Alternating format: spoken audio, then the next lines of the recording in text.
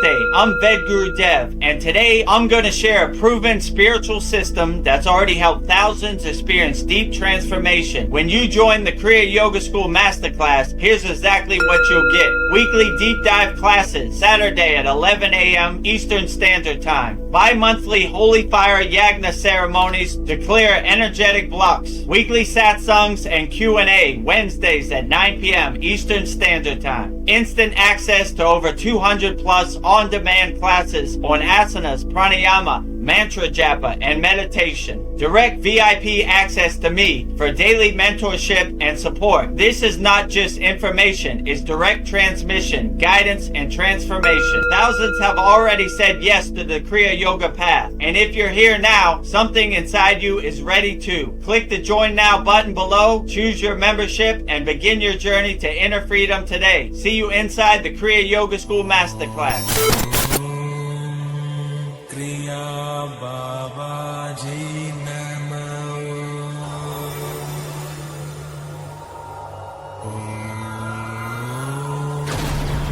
Kriya Babaji Namo.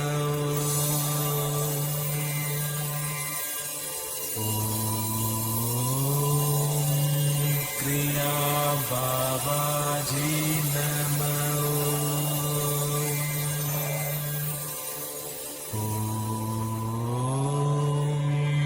Kriya Babaji Namo.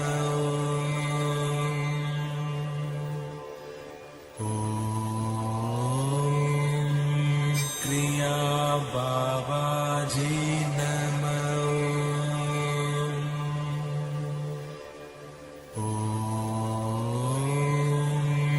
Kriya Babaji Namo.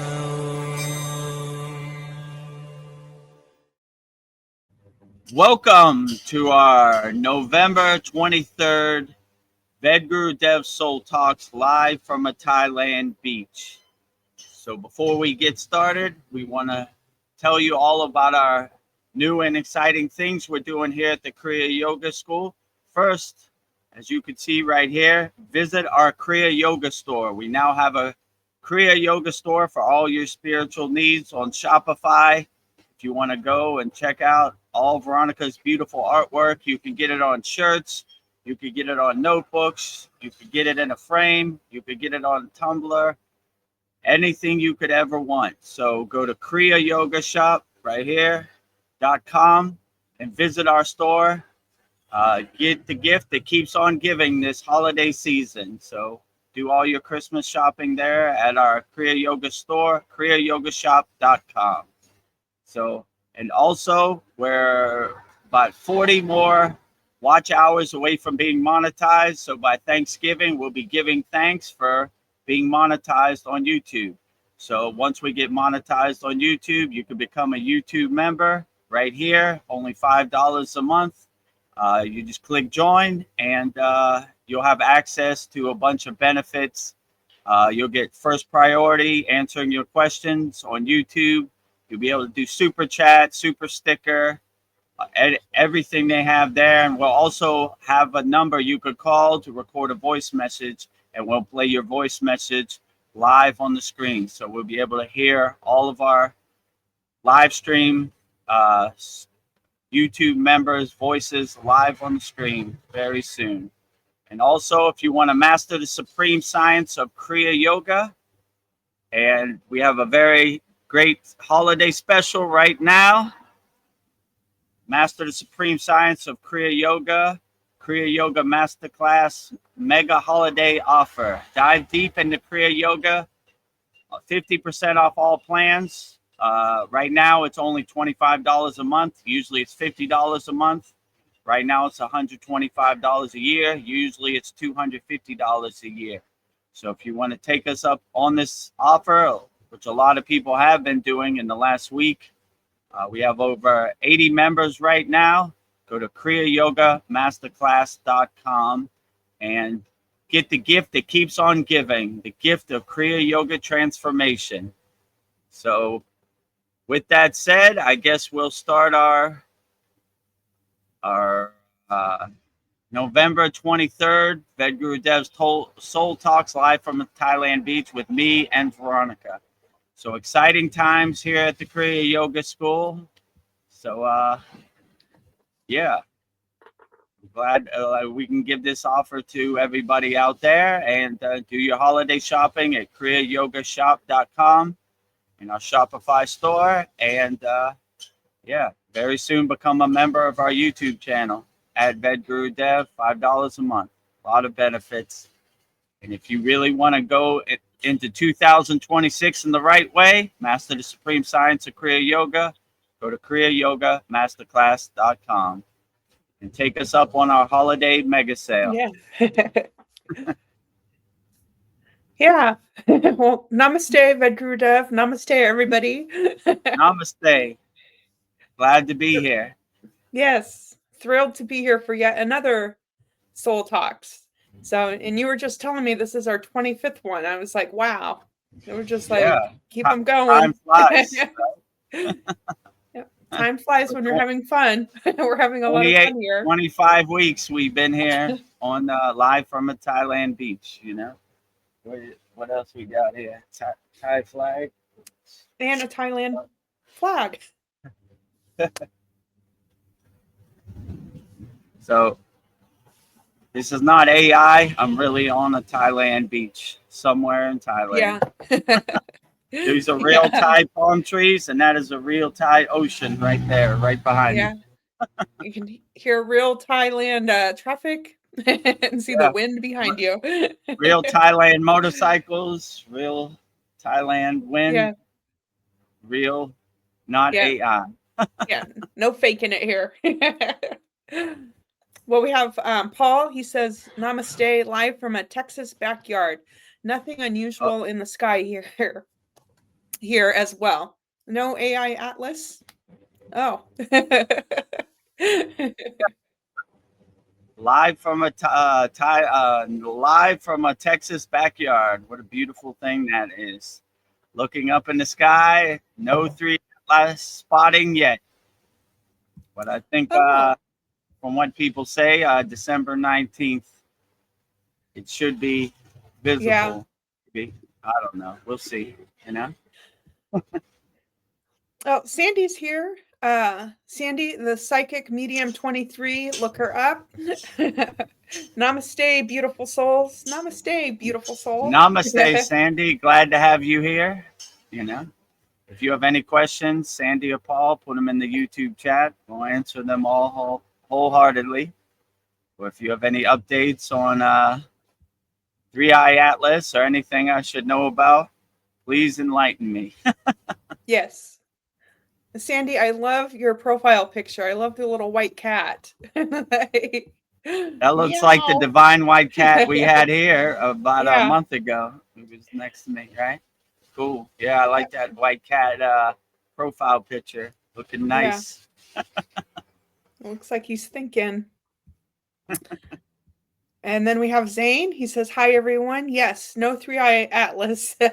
LOL. Nothing to report. Glad to have you here, Zane. Yeah, let me look up in the sky. No spaceship the size of Manhattan. No comet the size of Manhattan. Clear skies. Nothing to see. No airplanes. Nothing. Clear skies, you know. So if you see a big spaceship behind me, please let me know. Yeah, like turn around. They're in your backyard. Or if you see a big tidal wave or tsonaami, please let me know. Yeah. Either run or go into samadhi. or just absorb it. All right. Yeah. My time is up. Peace out. You know. Peace out. Signing off. Well, Sandy says, divine and spicy cat like me. I know, Kitty got claws. Yeah. Ooh. Spicy cat. Yeah. Paul says, don't know why it's now our email address that appears instead of our name. Sure, it's not a setting on your end. I don't know. I thought you did that. Do you Yeah, know what we to we do? haven't changed anything. I think it's YouTube that changed it.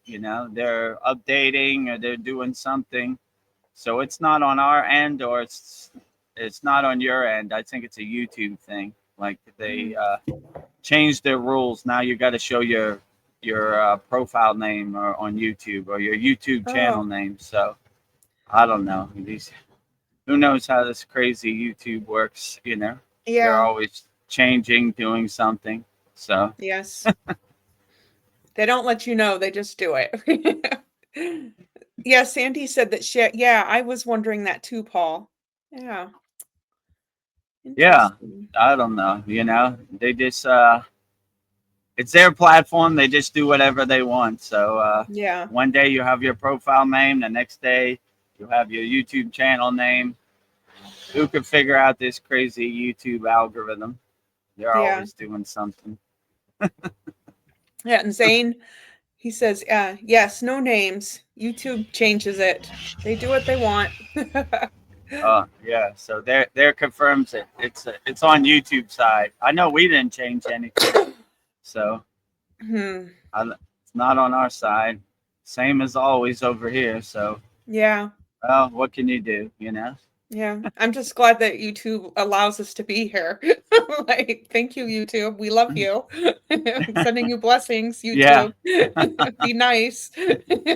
Like, We're so uh, close. I don't want them to pull the rug of the yes. football. We're almost YouTube is home. the best ever.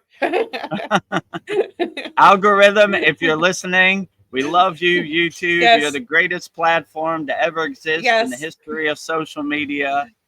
Keep up the good work, right? Yes. Yes. And if you want to shine some grace on us, recommend our videos or Yeah. just make us instantly monetized right Yeah. now, that would be outstanding. Yes. Ah, so I have I think tonight will be a list night, but I have a couple questions peppered in here. So just to season it up, but I thought I would Great. kick it off with 5 reasons spiritual people irritate others.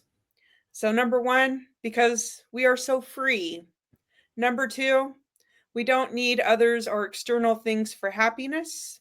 3, it's difficult to manipulate spiritual people in relationships. 4, they have their own moral compass. They don't need to conform to others' beliefs. And 5, they don't. 5, the reason spiritual people irritate others is they want to spread peace and love. So those are my 5 reasons. I could probably come up with Okay, more. great. Let's break down all 5 of those. Okay, number 1, because they are so free. Yeah, when you start walking the spiritual path, you become liberated. In Kriya Yoga, they call it moksha, which is liberation, right? You become a free bird. You don't want to be in anybody else's cage. You don't want to be in anybody else's box. You want to be free, right? And you start to break the chains that enslave you. I always liked when my guru said, most people are in love with the chain that enslaves them, right? So when you start becoming aware and you start becoming consciousness, you no longer want to be anybody's slave, or you no longer want to fit in anybody's box, or you no longer want to be controlled by anybody. You want to be a free bird. Most people, if you open the bird cage, they're such in love with their own bird cage that they'll just stay in their bird cage. They love the cage that enslaves them. So, but when you become conscious or you become aware or you become walking the spiritual path, you no longer want to be controlled. You want to be a free bird. You want to be the king of your castle or the queen of your castle.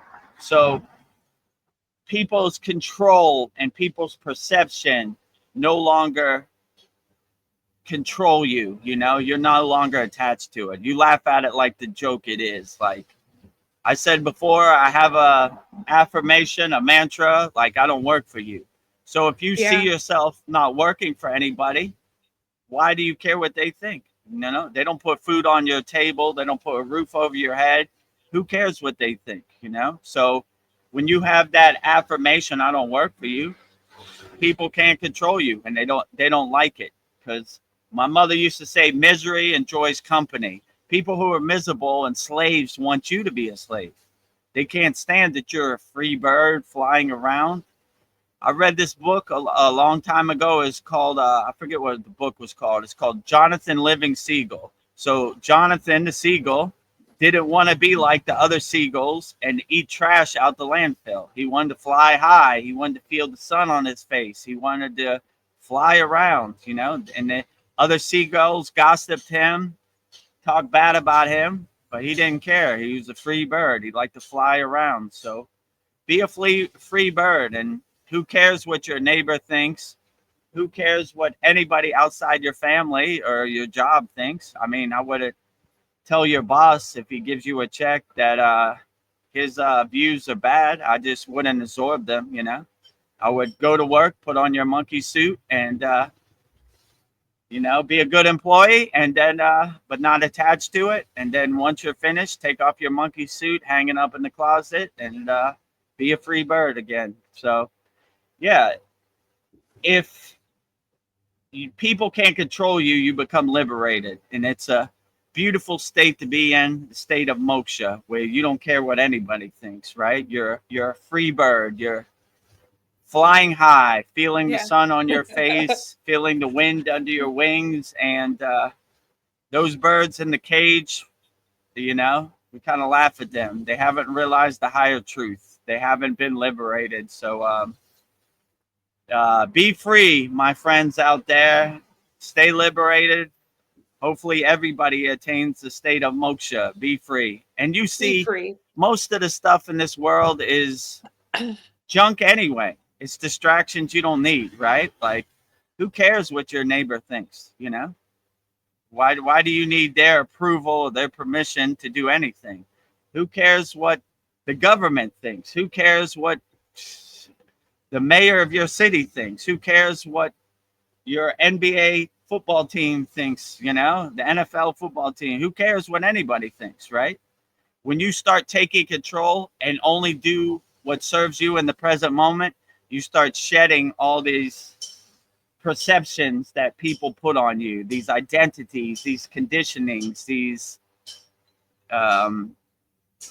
control mechanisms they put on you. They no longer pertain to you. So you start letting those go. I don't care, you know? I'm a free bird. I go where I want. I do what I want. And I don't need your approval. I don't need your permission to be who I'm going to be. I'm liberated. I'm free. So, yeah, I would say stay free, my friends out there. Reach a state of moksha and liberation. And what other people say or do about you, don't let their perceptions of you become your perceptions of you. And just don't care. Do what you like and be free, you know?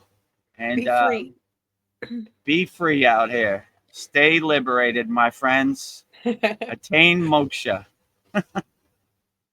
Well, number 2, they don't need others or external things for happiness.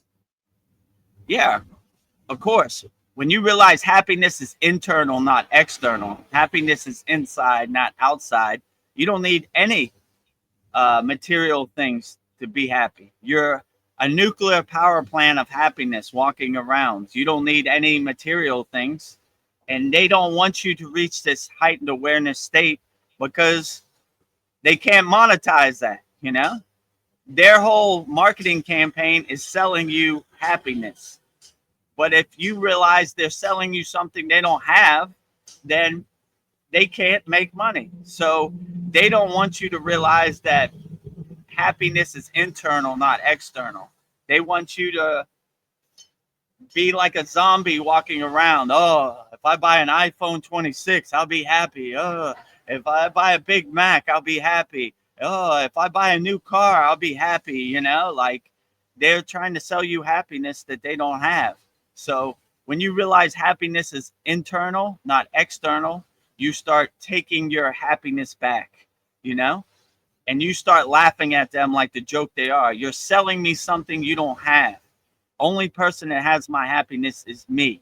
And when you come to this realization, you know, they can't monetize it, you know. I'll buy what I want because I'm in control of my happiness. I don't need you to tell me what makes me happy. I tell you what makes me happy.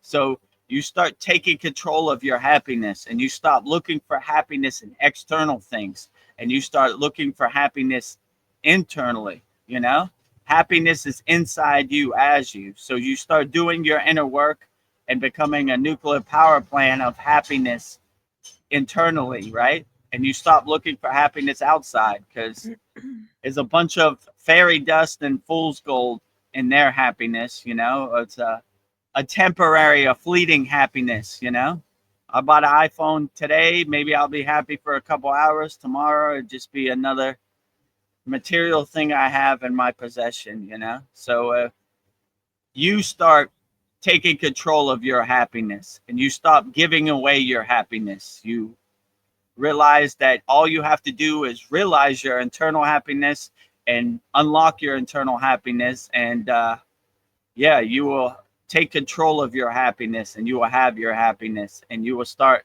laughing at people trying to sell you happiness that they don't have. You know, all you have to do is turn on any TV. Big Pharma, some ladies running through the daisies, and she's so happy. She took this Big Pharma pill, and then you get to the end of the commercial, and it says, if you have suicidal thoughts, or you are bleeding out your ass, go see a doctor. What?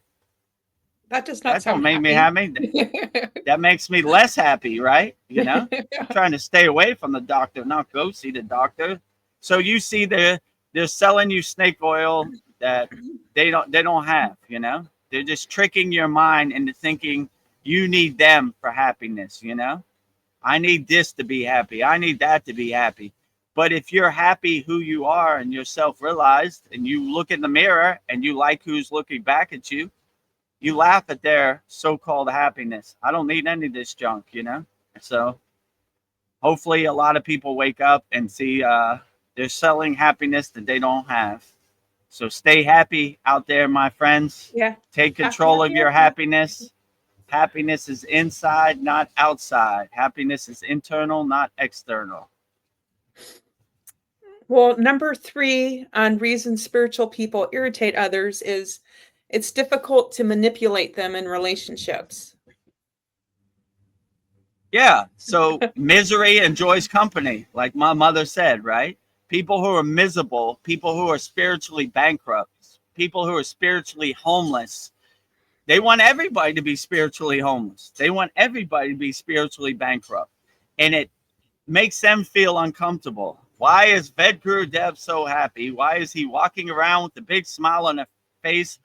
I don't like it. It makes me feel bad, you know? So they want you to feel bad too. Misery enjoys company, you know? People who live in glass houses shouldn't throw stones. So the pigs in the mud want other people to be in the mud with them, you know? No thanks. I'm sitting on a cloud.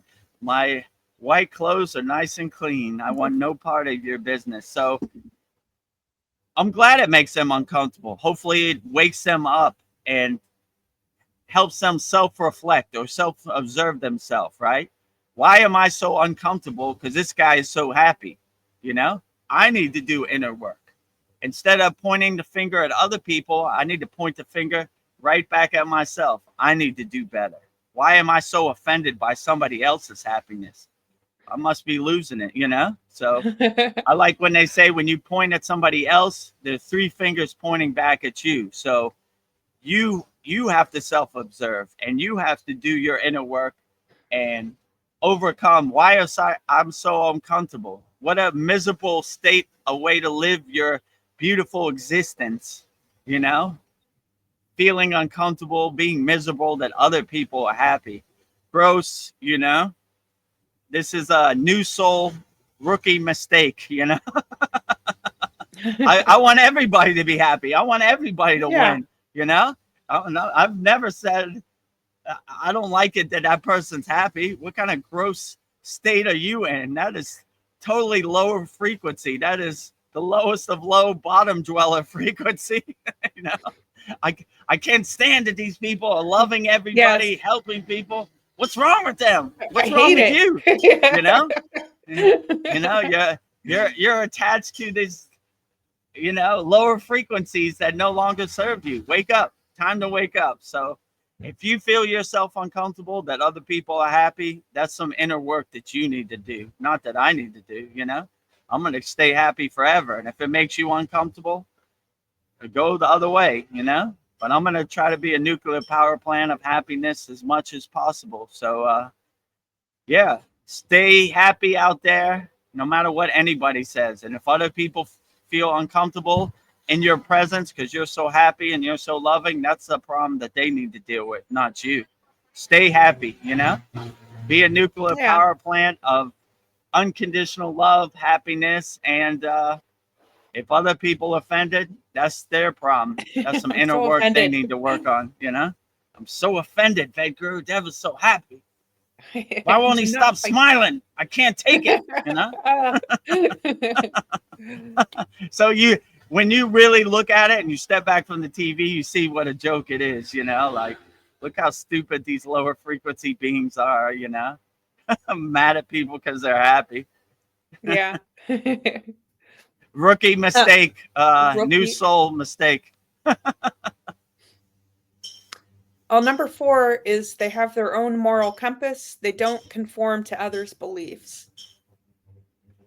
Yeah, when you know thyself, then no one can tell you who you're not. You don't believe them. So that's why Yogananda's place is called Self-Realization Fellowship.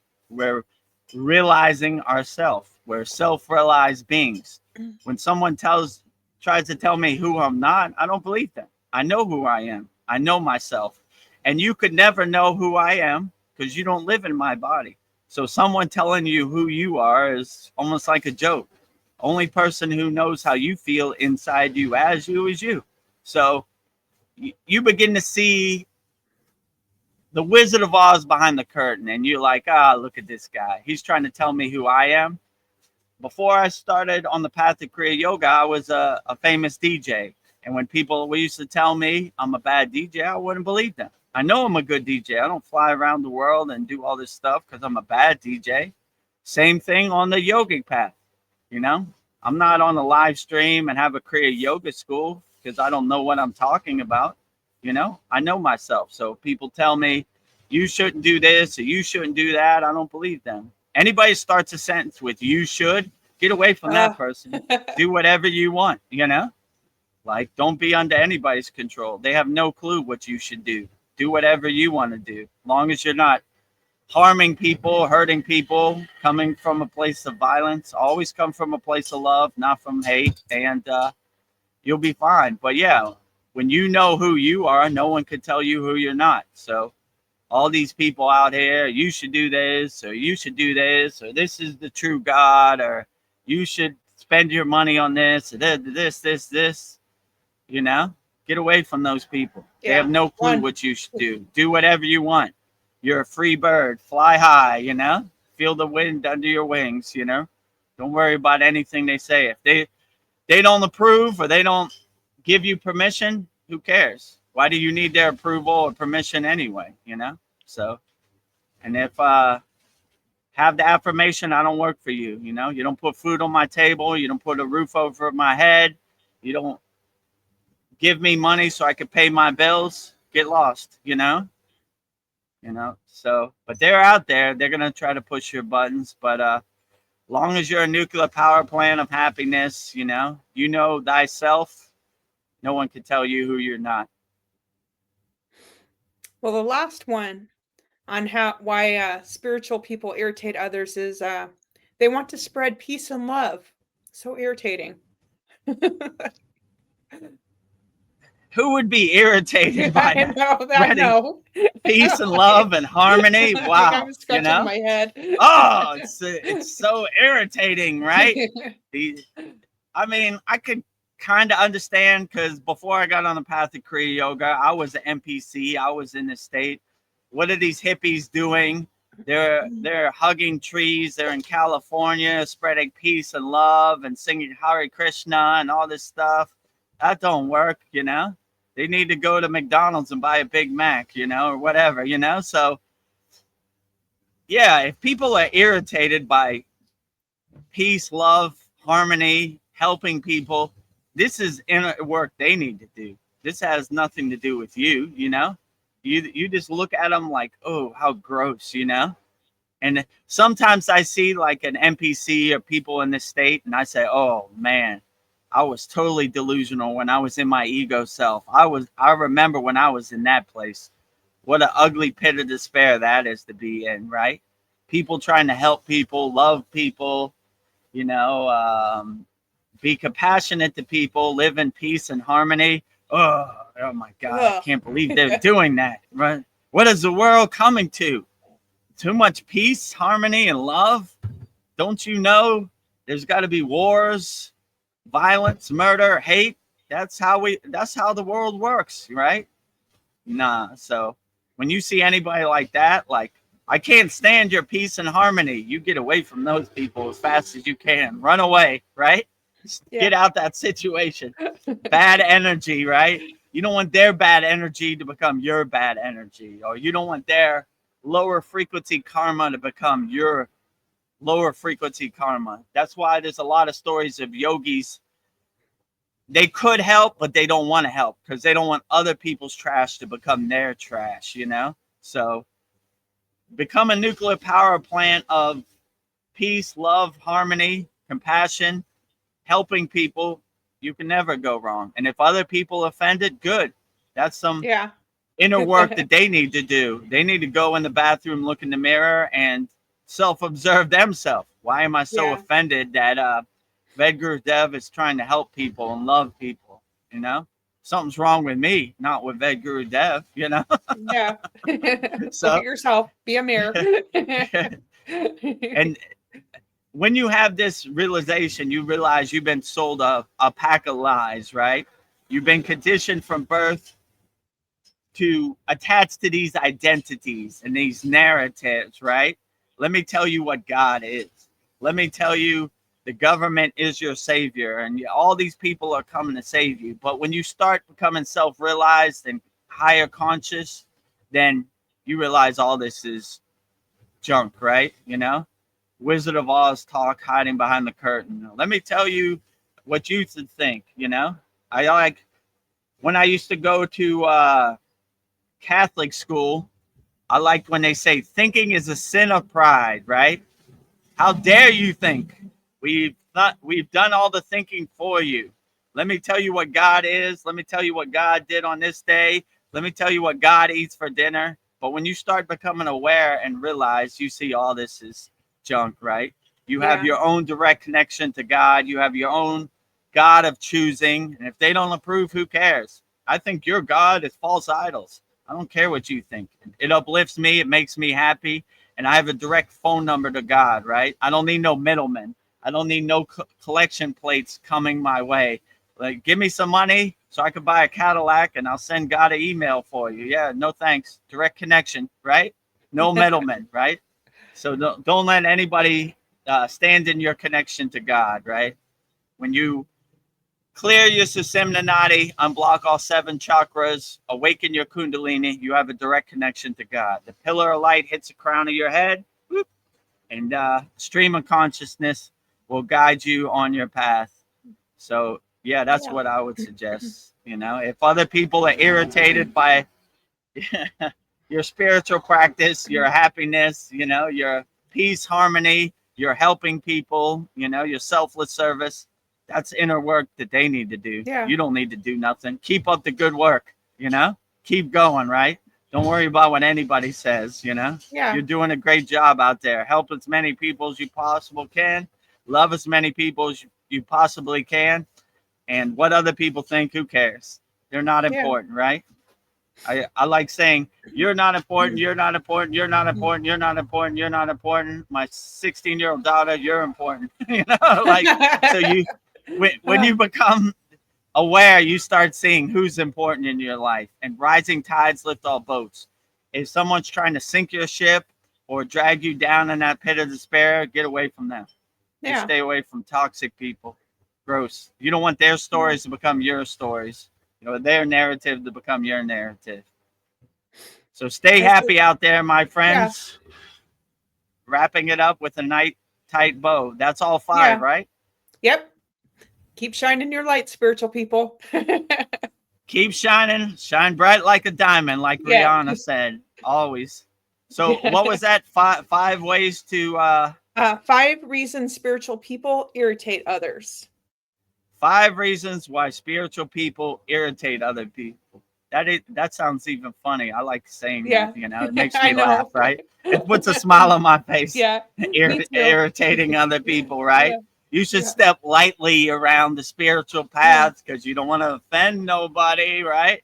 You don't want these Like, NPCs to look in the mirror and see that they're wrong, they're lower frequency. You want to stay light on your toes, right?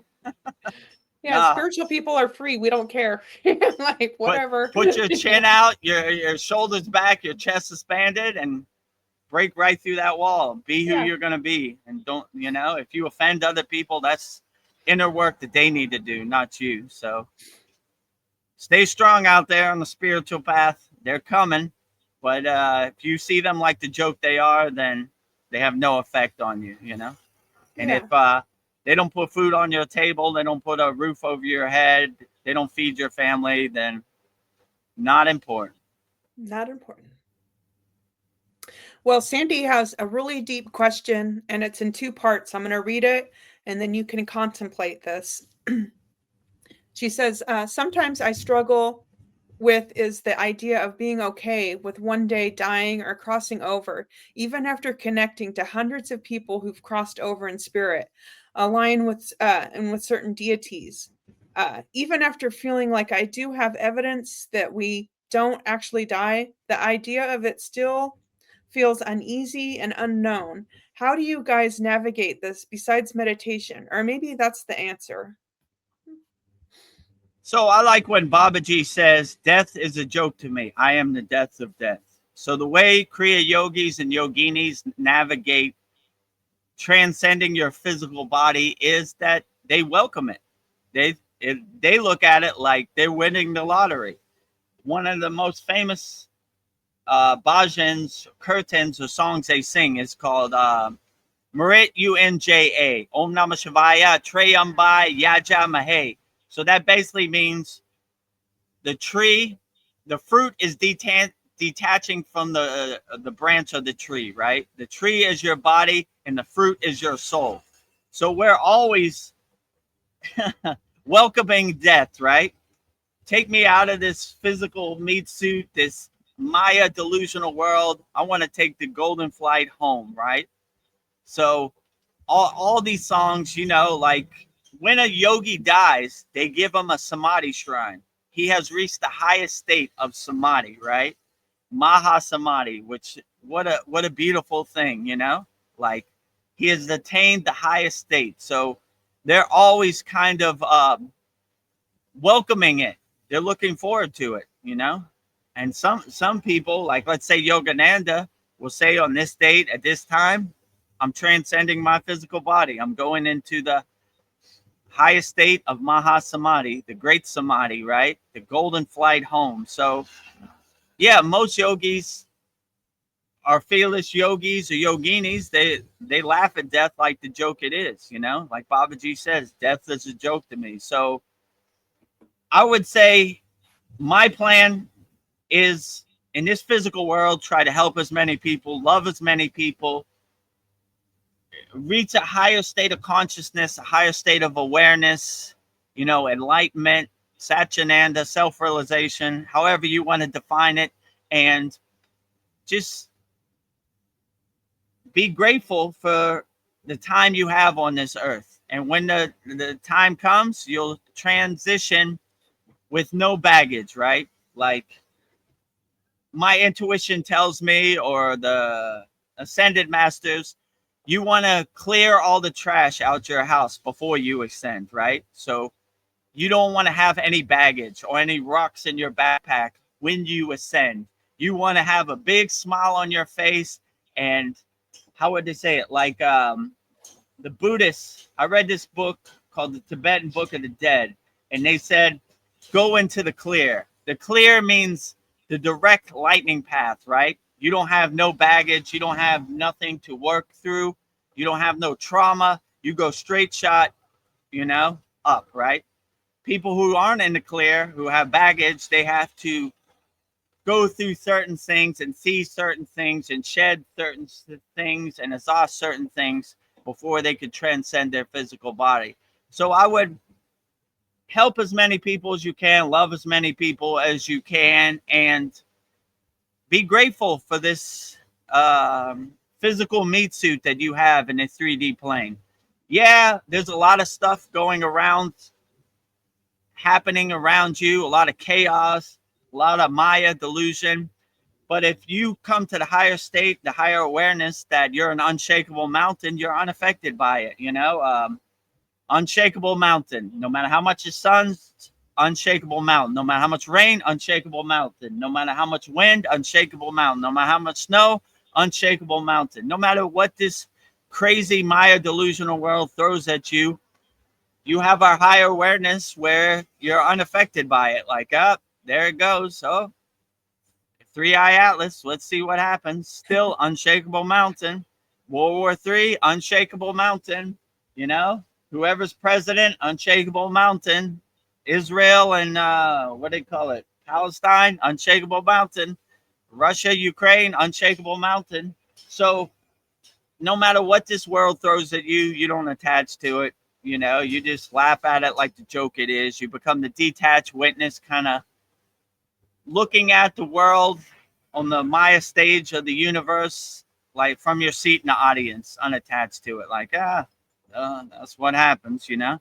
I'm going to try to do the best I can and make as much progress as I can on the spiritual path and help as many people as I can. And when that time comes, I'll be traveling light with no baggage, and I'll transcend into the physical plane, traveling light. Like I said before, I don't even think I'll take these clothes with me. I'll come into the world naked. I'll leave the world naked, right? I don't need this where I'm going. So these agoris, these renunciates, these sannyasi, I always like that. Traveling light, my friend, you know? I don't need any of this junk with me. I'm good, right? Traveling light. No baggage on the divine flight, right? Yeah. So yeah, I would just say do as much as you can, help as many people as you can, make as much progress on the spiritual path as you can, and welcome death. Okay, great. You know, I've had enough of this Maya delusional world, but I tell you what I'm not going to do. I'm not going to carry any lower frequencies with me or any rocks in my backpack and put a big smile on my face. And I stay ready so I don't have to get ready. So when they call my number, I'll be ready to go, you know? So if a big tidal wave comes right here and overtakes my physical body, my time is up. Have a nice day. So that's kind of how I look at it. We kind of welcome death. We're not trying to speed up our death, you know? But if it happens, then we take the golden flight home, you know? Congratulations, you won the lottery. You know, travel light, my friend. No baggage, no lower frequencies, no luggage, none of that stuff. Big smile on your face, happiness. You'll go into the clear. A lot of lower frequencies, a lot of trauma, a lot of baggage. You ain't going into the clear. You got to still work it out. So use this opportunity in the physical plane in your life to overcome all the baggage, you know, throw away all those rocks in your backpack. And when its time comes, you won't have any rocks in your backpack. You'll be ready to transcend in a beautiful way. So yeah, that would be my best suggestion. That's my plan, actually. So Well, Sandy says PM. I think she's private messaging you for that's what my guess is what PM means, private message. So I think she's private where messaging you on for StreamYard? I don't know. Maybe on a SKOOL. Okay. I If think you on SKOOL privately. if you Does message me on SKOOL, I'll see it when I get off. So give me a couple hours. I'll get back to you, Sandy. You know. So okay. and Sandy, we have a beautiful promotion for the holiday season. $25 a month, which our monthly plan in our Kriya Yoga Masterclass is usually $50 a month. $125 a year, which is usually $250 a year. So 50% off all plans. And yeah, we would love to have you in our Kriya Yoga Masterclass, but up to you, So offers for everybody. If you want the offer, go to kriyayogamasterclass.com. I think, where is it? Yeah, there it is. Okay. You found it. Okay. I got it right there. So, yeah. And it's very soon, Sandy, we only need 40 more watch hours, then we'll be monetized. So the reason we wanted to get monetized, because Sandy asked, how would we do super chat of this? We can't do super chat till we get monetized. So hopefully by Thanksgiving, we'll be giving thanks and we'll be monetized. It'll only be $5 a month, and you get badges, you get stickers, you get, priority access answering your questions. We'll record voice. We'll give you a number where you can record a voice message, and we'll play your voice on the screen where you could ask your questions live. Oh, I think I know why the PM is here, because it says 6:38, and then on the next line it's PM, because Sandy's like, I didn't send any message with PM. Not sure what you meant, Veronica. I think it's a stupid YouTube messaging. I just saw PM. I'm like, is PM text talk? I didn't know. I wasn't sure. Sorry for the confusion, Sandy. Oh, it's all right. But if any members do want to private message you, they can. Yeah. So. If anybody wants to private message me, I would suggest join our free school. We're on a platform called SKOOL, SKOOL. They have a messaging thing, like a direct message, like, I don't know, like Facebook Messenger or something, where you could just send me a message and I'll get back to you, So join our free school, 100% free, kriyayogamasterclass.com. And once you join our group, you can message me and I'll get back to you. So if you want to message me, you can. And if you want to start, get the gift that keeps on giving, the gift of transformation this holiday season by practicing Kriya Yoga, right there. Just $25 a month, half off. And if you get any of these plans, you're grandfathered in. So like when we raise the price in 2026, you won't pay more. You'll pay the same price forever, right? So once you're locked into the $25 price, you pay that forever. Or once you're locked into $125 a year, you pay that forever, for the whole, so you don't have to worry about the price going up, you're paying more, so you'll pay that price for as long as you're a member in our Kriya Yoga school. So yeah, and give the gift that keeps on giving. And also right now we have a Kriya Yoga store for all your spiritual needs. Go to kriyayogamasterclass.com and you'll see all Veronica's divine artwork. You can put it on a shirt, you could put it on a notebook, put it on a magnet, you could put it on a tumbler. What else is there? Am I missing anything? Did you say I put together a bunch of journals, so hardcover journals, people with my images on them. I don't know. I keep going in and adding more things. I'm gonna do some hoodies with some images and Nice. more prints, print some my images on some canvases. So anything I can find, but it's given me a spiritual boom. So I'm just like, if I can do this, I can do anything. So I'm going for it. I'm betting on myself. We're Americans, not Americans. Yeah. We do everything. But our potential is unlimited, right? Yeah. Yeah. So go to kriyayogamasterclass.com and you'll see all Veronica's divine artwork. Do your holiday shopping there, for all your spiritual needs, and support the Kriya Yoga family and support Veronica's divine artwork. What a beautiful blessing that is. So the website is kriyayogamasterclass.com. It'll take you right there. Check it out when you get a chance. Yeah. Yeah, you might find a Christmas present for that hard to shop person. So I yeah. wonder what VEDAGURUDEV would want for Christmas. Oh, he would love this shirt with Ganesh on it. Yeah. Outstanding, right? I So if would you want send to you buy this. VEDAGURUDEV a Christmas present, Yeah. buy me the gift that keeps on giving. The divine union between Shiva and Shakti. We got a nice Babaji painting that Veronica painted. So yeah, I love all that. That's Yeah. on my Christmas list for sure. Yeah. If you want to get a coffee cup with Babaji on it, you can drink with Babaji every morning. Your cup of Joe. Nice. Fill up Or your those tea. coffee cups with Kriya Yoga juice every morning. Yes. Or Kriya Yoga coffee. I have a question.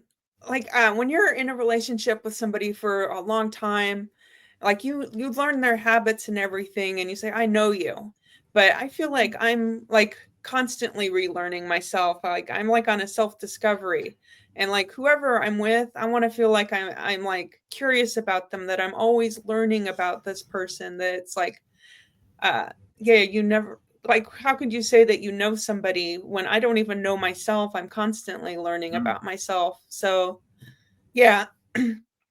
Yeah, I feel, like my soul is my soul, but I feel like I'm always learning about myself. So I don't know. That was just a thought I had. Just like I want to be curious about people. I never want to get stagnant with Yeah, with I always like when yogis say that,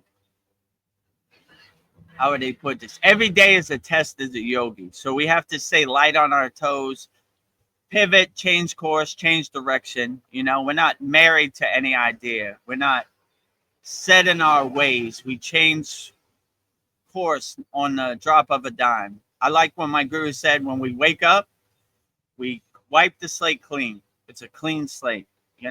Who knows what this world is going to give us on the platter today. And I always like to say, I jump out of bed because I'm happy to see how Babaji is going to surprise me, and he never disappoints. So, and then when we die, we destroy it, and when we start again. So you can never say like, I know who VEDGURUDEV is because he'll change tomorrow, right? He's not the same person he was yesterday. Tomorrow's a new day. He'll be different. So I always like to stay light on my toes and spontaneous. Whatever the world throws at me, I take it on the chin and overcome it, with a big smile on my face. So when you're in a relationship,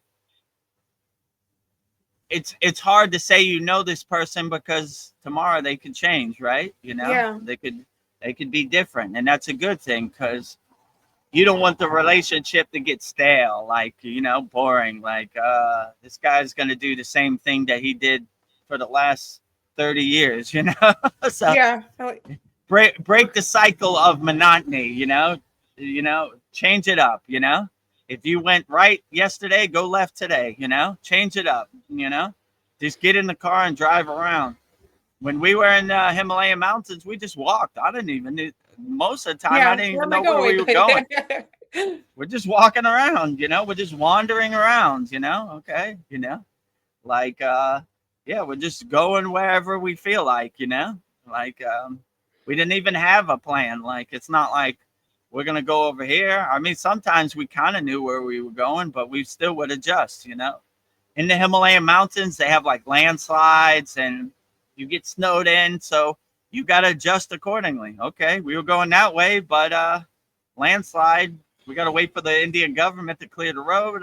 Let's go back this way, So we're kind of staying spontaneous, and we're not like married to any idea or locked into anything. We just go with the flow wherever. So yeah, so it's easy to get locked into your daily pattern, but break the cycle and try to change course and change Yeah. direction and be spontaneous and see where it takes you. But Yeah. Who knows who you are? Yeah.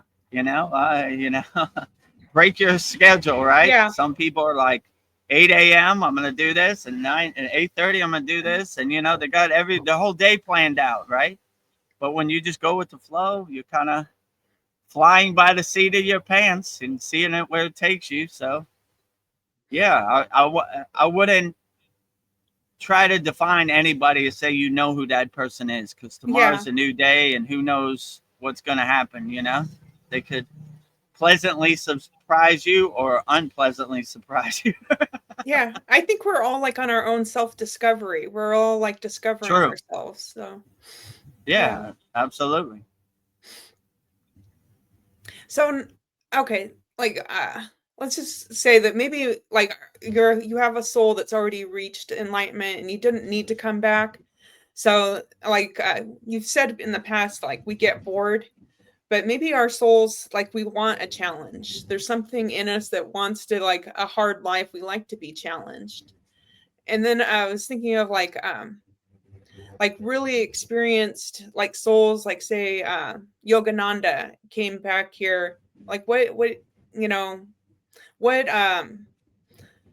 does he want to gain coming back here? What life experiences would he want to come back here? Like if you're a really, really advanced soul, like what, I don't know, like the experiences an advanced soul would seek to gain from their remaining lifetimes on Earth.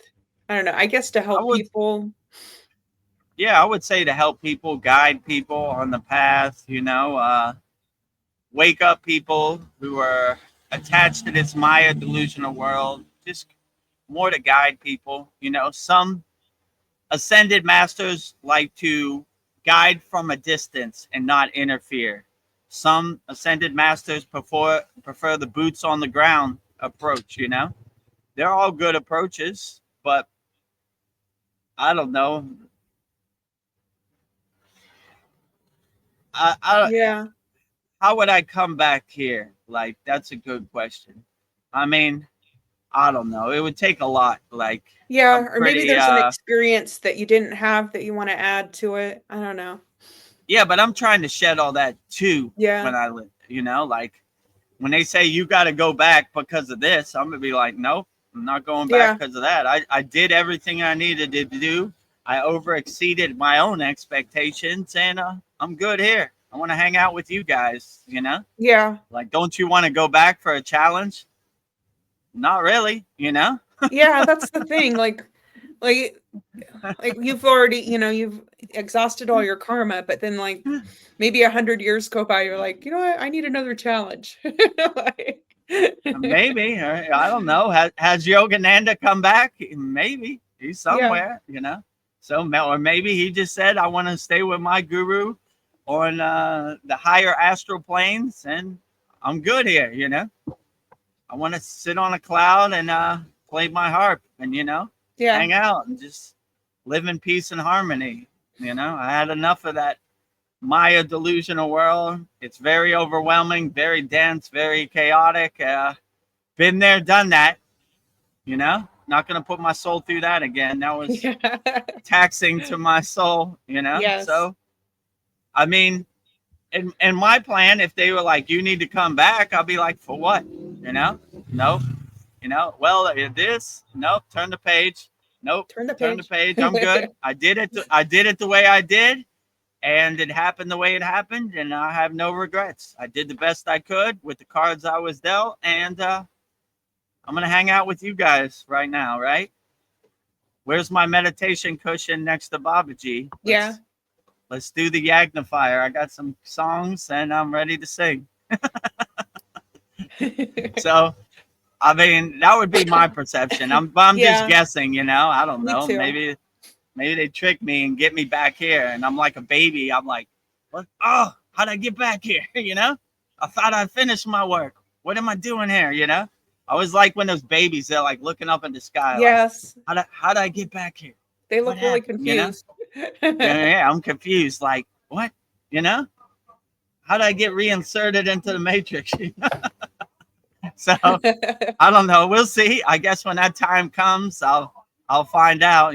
So if you see me back in another reincarnation, still some work I got to do or overcome.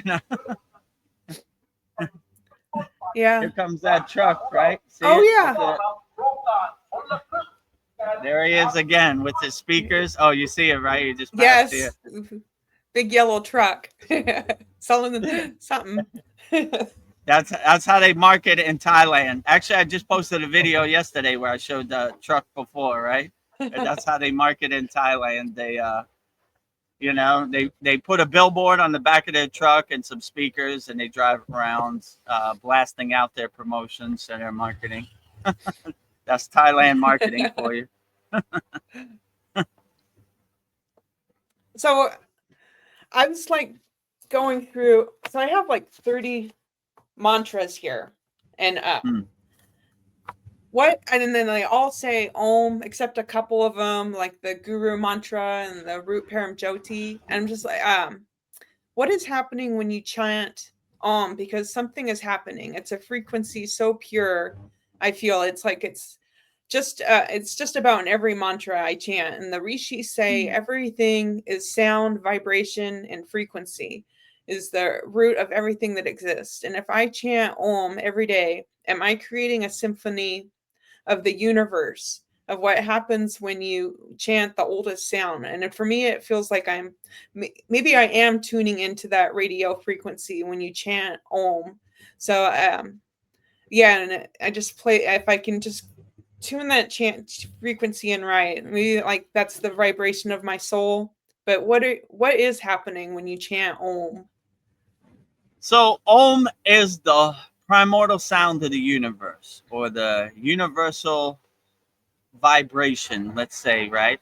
So in my perception, when you chant Om, you're kind of opening the universe. So you have a direct phone number to whichever deity you're calling. So let's say like Om Namah Shivaya, like Om, number 1, Shivaya, 2, 3, 4, so it's like dialing a phone number on your phone, right? So you're basically aligning yourself and centering yourself with that direct connection, that direct bija sound syllable that connects you to whichever deity of choice you're calling. So basically, Om is opening up the universe, so you have a straight shot, right? And then you call directly who you're calling, right?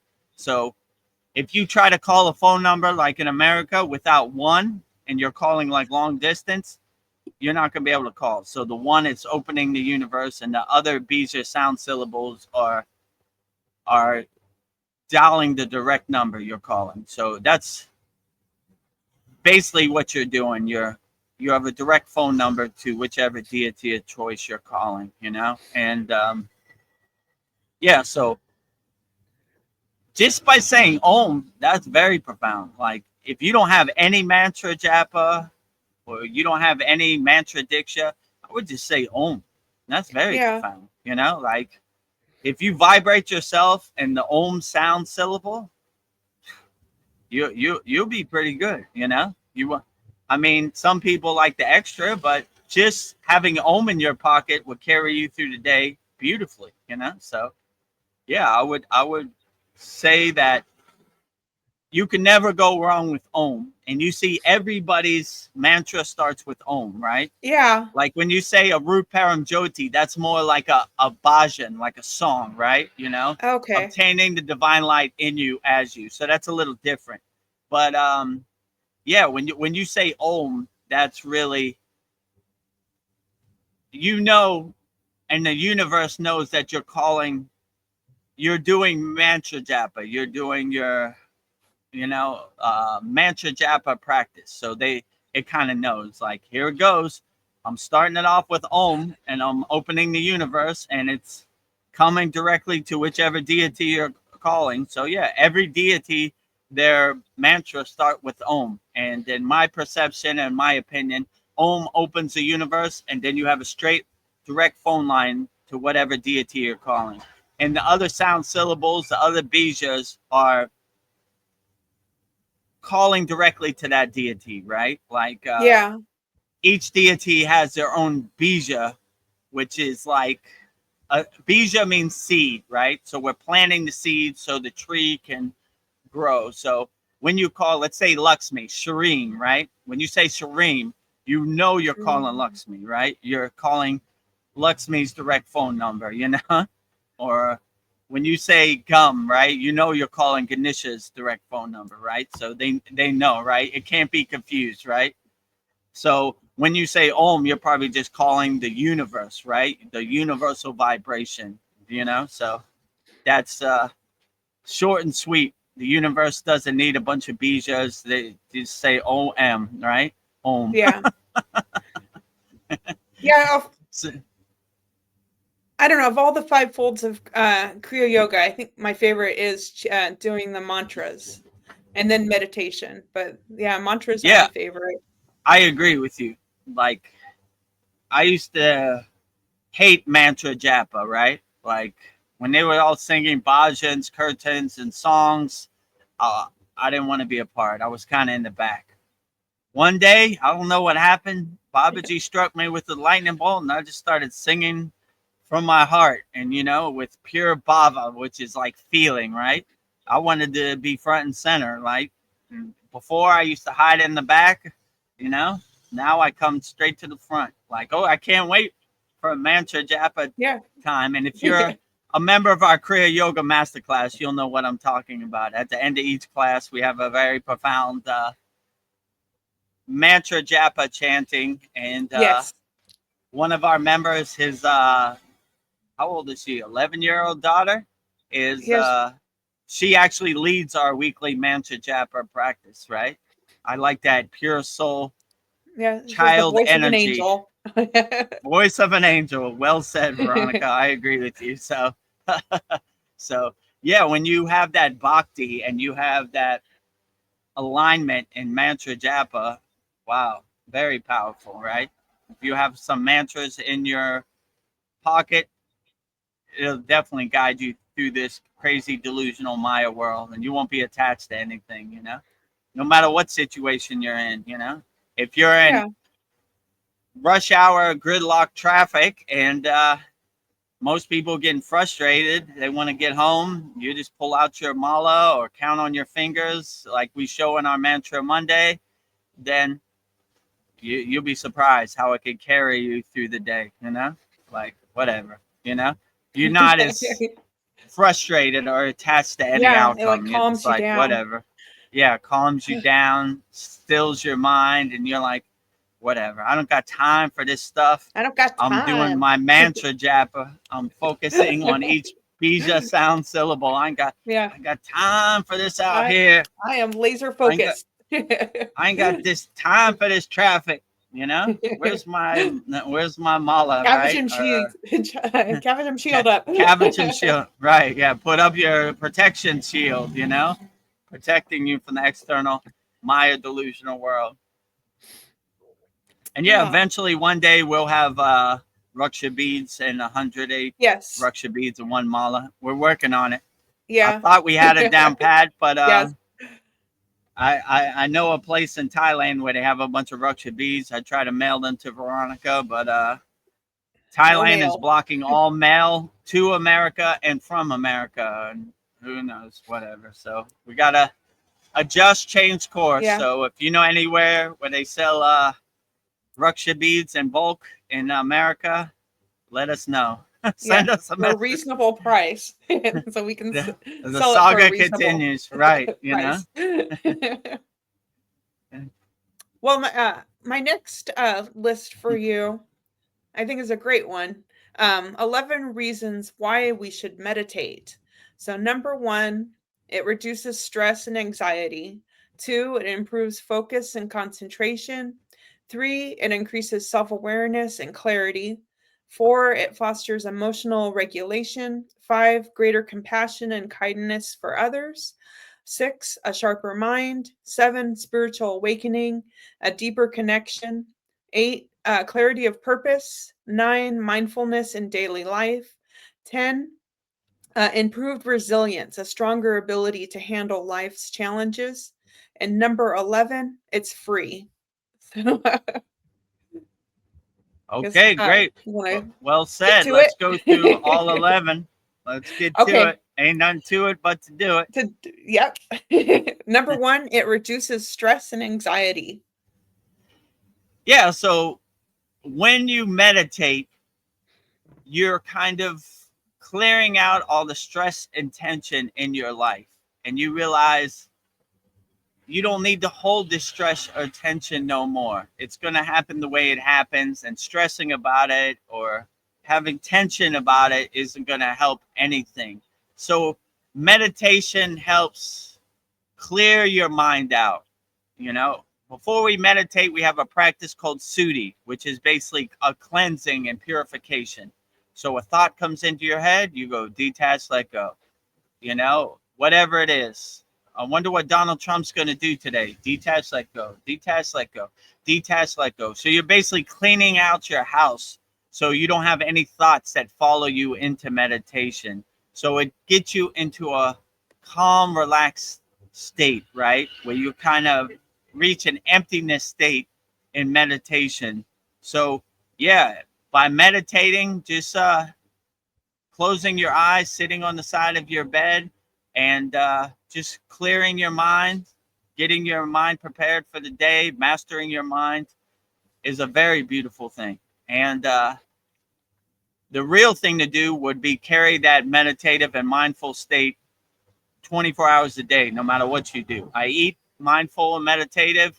I sleep mindful and meditative. I wake up mindful and meditative. I drive to work mindful and meditative. So you kind of carry this calmness state, and no matter what this crazy Maya delusional world throws at you, you're unaffected by it. So yeah, I would definitely encourage everybody to meditate just to keep a calm mental state. And you kind of laugh at the world and don't get attached to the world. You kind of let it happen the way it happens, and you know, become the detached witness. So yeah, I would, if you have a lot of stress and tension in your life, I would say try meditation. Yeah.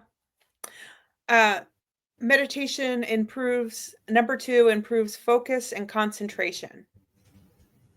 Yeah, so when you meditate, you it improves your focus because you're not distracted by the external Maya delusional world. You're mastering your mind so you don't have time for the chaos and the distractions and the conditioning. So you kind of create a sacred garden inside your mind where you could, none of these distractions affect you inside your walled garden, you know? So you create a great environment, a great atmosphere where you could be unaffected by the world, you know?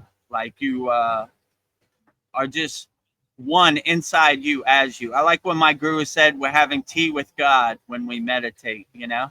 Inside us as us, right? So we have no use for the distractions or the identities and the conditioning inside meditation. So it happens great, you know? So yeah, I would definitely suggest meditating.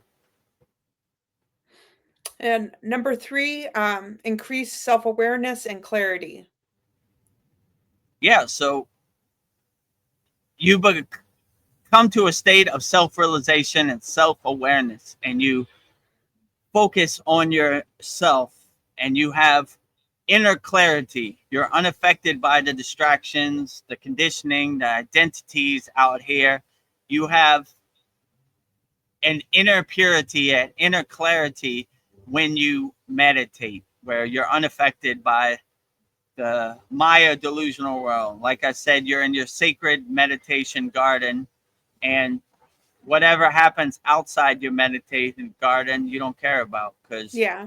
you are the creator of your universe and you make it however you want. And yeah, you realize all these things you're attaching to, these distractions, are no longer serve you, you know? Like my guru said, you're a master of distraction, VEDAGURUDEV. You're a hoarder of distraction. I go, how do you mean, Baba? Your whole life you've been collecting all these distractions that no longer serve you. Throw them away and go back to when you were a child, a pure soul, playing in the sun. You don't care who's president. You don't care who won the Super Bowl. You don't care about Three Eye Atlas. You don't care about none of that. All you care about is being happy, playing in the sun. That's what we should all aspire to go to. And if you see our Kriya Yoga Masterclass, we go 0, 0, 0. And that's basically what it means. Go back to 0 when you are pure, innocent soul without all these identities and all these conditioning. So, yeah, when you have that perspective, you start to clean your house, clear out your basement, you know, throw away all those pesky boxes that no longer serve you. Yeah. So, yeah, meditation helps you to clean your house, your internal house, right? Clean your mind, master your mind, and get rid of all these boxes that blocking your doorway to God. Well, number 4, it fosters emotional regulation. Yeah. Yeah, so when you meditate, you find it very hard to have emotional reaction to anything out here, you know? This crazy Maya delusional chaotic world is full of a bunch of button pushers hitting you below the belt, you know, getting in your skin, dancing around, all of the above, trying to control you. But when you meditate, you start taking control of your mind. You start mastering your mind, and what other people try to project on you has no meaning, right? So you start taking control of your mind and mastering your mind in a state of meditation. So the external Maya delusional world doesn't have a chance, because you start taking control and you start mastering your mind, and all these distractions, conditioning, identities don't have a chance when you have mastered your mind. Number 5, greater compassion and kindness for others. Yeah, so when you're in meditation, you see everybody as a reflection of you, right? So how can you hurt or cause violence or harm to anybody when you see them as a reflection of you, as a mirror of you?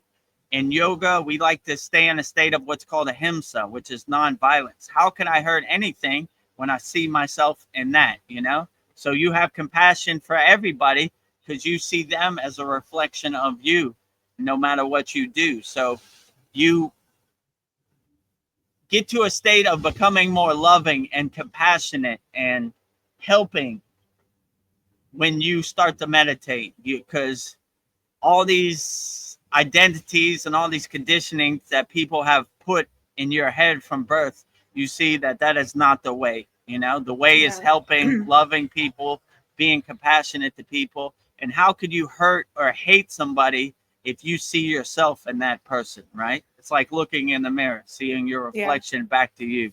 So if you see everybody as a reflection of yourself, how could you hurt yourself? You know? And not only people, trees, birds, all sentinel beings, right? How can I hurt this tree? You know, how can I hurt this tree right here? I see myself as that tree. So I'm compassionate to that tree. I'm projecting, transmuting, loving energy to that tree. I love you, tree. You are me and I am you, you know? So you become really compassionate because you see yourself in everybody and everything. Even me, when I look at people, I was like, oh, I remember when I felt that way before I was on the path to Kriya Yoga, you know? Hopefully you find your way, my friend, you know? And if you don't, we have a free Kriya Yoga school to give you some tools. So, yeah, if you see yourself and everybody and everything as a reflection of a mirror of yourself, then how can you not be compassionate? Because it's like looking at yourself in a mirror when you look at anybody or anything. Number 6, meditation gives you a sharper mind. Yeah, so when you start to meditate, you start mastering your mind. You start, how would they say, iron sharpens iron, right? So when you master your mind, you challenge your mind, you start to focus. And you start, like I said, you start cleaning your house. This no longer serves me. I'm going to throw this away. This no longer serves me. And my guru always used to say we want a clean house in case Babaji comes to visit us, right? So all these distractions, all these boxes that we have put in our mind that no longer serve us, we start letting them go. And we start sharpening our mind and using our energy and our focus and our concentration to focus on what's a priority in our life and what's not a priority, like what Kim Kardashian wears to the Grammys, you know, you let go. Who cares, you know?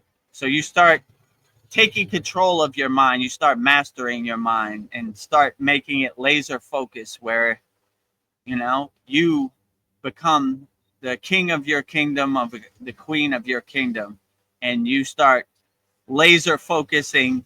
You know, I like to say, when my guru used to say, when we do mantra japa, it's like walking a tightrope across the Himalayan mountains. We're laser focused on the rope, but we're aware of the height below. But we're focus all our awareness and concentration on whatever we're focusing on. So we start taking control and focusing on what we need to, and letting go and shedding and exhausting all the things that no longer serve us. And then number 7, meditation leads to a spiritual awakening, a deeper connection. Yeah, true. When you master your mind, then it's easy for you to come to a higher consciousness, have a spiritual awakening, because like I said before, you're taking out the trash to the curb, right? All the blockages, resistance, and obstacles you have created throughout your life that are blocking your direct connection to God, you start clearing it out. So when we unblock all 7 of our chakras, we're clearing out, unblocking all 7 of our chakras so our kundalini can rise and uncoil and pierce all 7 chakras with no blockages. And our Sushumna Nadi, our elevator, can go from the bottom floor to the top floor. So you start clearing out your radio signal, you start getting rid of all the static on your dial, and you start taking control of your life, and it's easier to reach a spiritual awakening. A lot of people have like a lot of blockages that they've collected their whole life. But when you start clearing out those blockages, you start to become like a radio antenna receiving the divine signal, you know? When you first start on the path of Kriya Yoga or any spiritual practice, the signal is kind of staticky. You can barely hear, what's God trying to tell me? But the more inner work you do, the more you exhaust all these blockages and resistance and obstacles in your body, and you clear the path so your kundalini can uncoil and rise with no blockages, you know? So yeah, you start reaching a spiritual awakening a lot easier because you've done the inner work and you've taken out all the trash that no longer serves you. You've exhausted it out of your body. Well, number 8, I can agree with this one. Meditation leads to a clarity of purpose. You feel more purpose. So once you meditate, you start to have clarity, you know? Like I said, the signal becomes a lot clearer, and you start to understand your purpose in your spiritual march, in your spiritual journey a lot better, because you're not distracted by identities, conditioning, you know, or the Maya delusional world. You have a lot more clarity. You start to look at the Maya delusional world like the joke it is, and you say, you know, I like when Veronica says, not my monkeys, not my circus, right? I want no part of it. I'm focusing, I'm having clarity, and I understand my purpose, and I understand my life's calling on the spiritual journey. So it's a lot easier to start your spiritual march, start your spiritual journey when you have taken out all the trash and cleared out all the blockages from your basement, swept up all the dirt, you know, and you have a clean house so you can live in your spiritual purpose and understand what your spiritual purpose is, and focus your energy on your spiritual purpose in your sacred meditation garden in your mind. All right, we're almost there, Vedgurudev. Number 9, mindfulness in daily life. Yeah. Yeah, so I always say this. So the real trick of meditation and mindfulness is to integrate this into your daily life. Like I said earlier, you wake up mindful and meditative, you eat lunch, mindful and meditative, you drive to work, mindful and meditative. So being mindful and meditative isn't just sitting on your meditation cushion for 10 minutes a day, then going back to the Maya delusional world and having a distracted, chaotic mind. It's integrating that 24 hours a day. So everything you do becomes a mindful and meditation practice. So when you have that perspective, then you're a 24-hour a day mindful and meditated person, you know? So everything you do becomes a meditative and mindful state. Washing the dishes, taking out the trash, mindful and meditative. And yeah, that would be the real trick. Most people think they meditate for 10 minutes and they're good for the rest of the day. But the real trick is to be 24-hour a day meditators, not a 10-minute meditator. Yeah, all So day. everything you do, make it a mindful and meditative practice, you know? My guru used to say we're 24-hour a day, 7 day a week, 365 days a year, Yeah. yogis, you know? We don't take a break off, you know? Where everything we do becomes a sacred yogic practice or sacred yogini practice or sacred meditation practice. So yeah, be a 24-hour a day meditative, mindful person on the spiritual path, and you'll be great. So integrate it into your daily life. Stay mindful and meditative 24 hours a day, my friends. Yes. Meditation leads to improved resilience, a stronger ability to handle life's challenges. Yeah, when you become a meditator, you're not attached to any outcome. You don't have any expectations. You kind of start to laugh at life like the joke it is. And you say, oh, you know, whatever outcome happens, that's what happens. You're not you're not disappointed because you don't have no expectations. You just let life happen the way it happens. And, you know, how can you be disappointed? You just kind of become the detached witness and let it happen the way it happens. So no matter what this Maya delusional world throws at you, just laugh at it like the joke it is. Get your popcorn and your movie seat and watch the Maya delusional world on the movie screen of the universe. Let it happen the way it happens. And Yeah. you don't have any expectations. You're not trying to change the end of the movie to what you want. You're not trying to control it. You're letting it happen the way it happened. Letting the clouds pass in the sky, letting the water under the bridge, you know, flow the way it flows. I'm not trying to control it. I'm not trying to make it happen the way it happens. I want it to happen. And I just let it happen the way it happens. And that always gives you a better meditative perspective, right? You get your popcorn in the movie theater and just watch the movie. Oh, look at that. You know, I thought Hulk was green, but in this movie he's Nope. red. Who knew, Yeah. right? So if you start to look at everything in this physical world like that, then you'll be better off, right? You know, 3-eye Atlas is over there, 3-eye Atlas is over here. Who knew, right? Interesting, you know.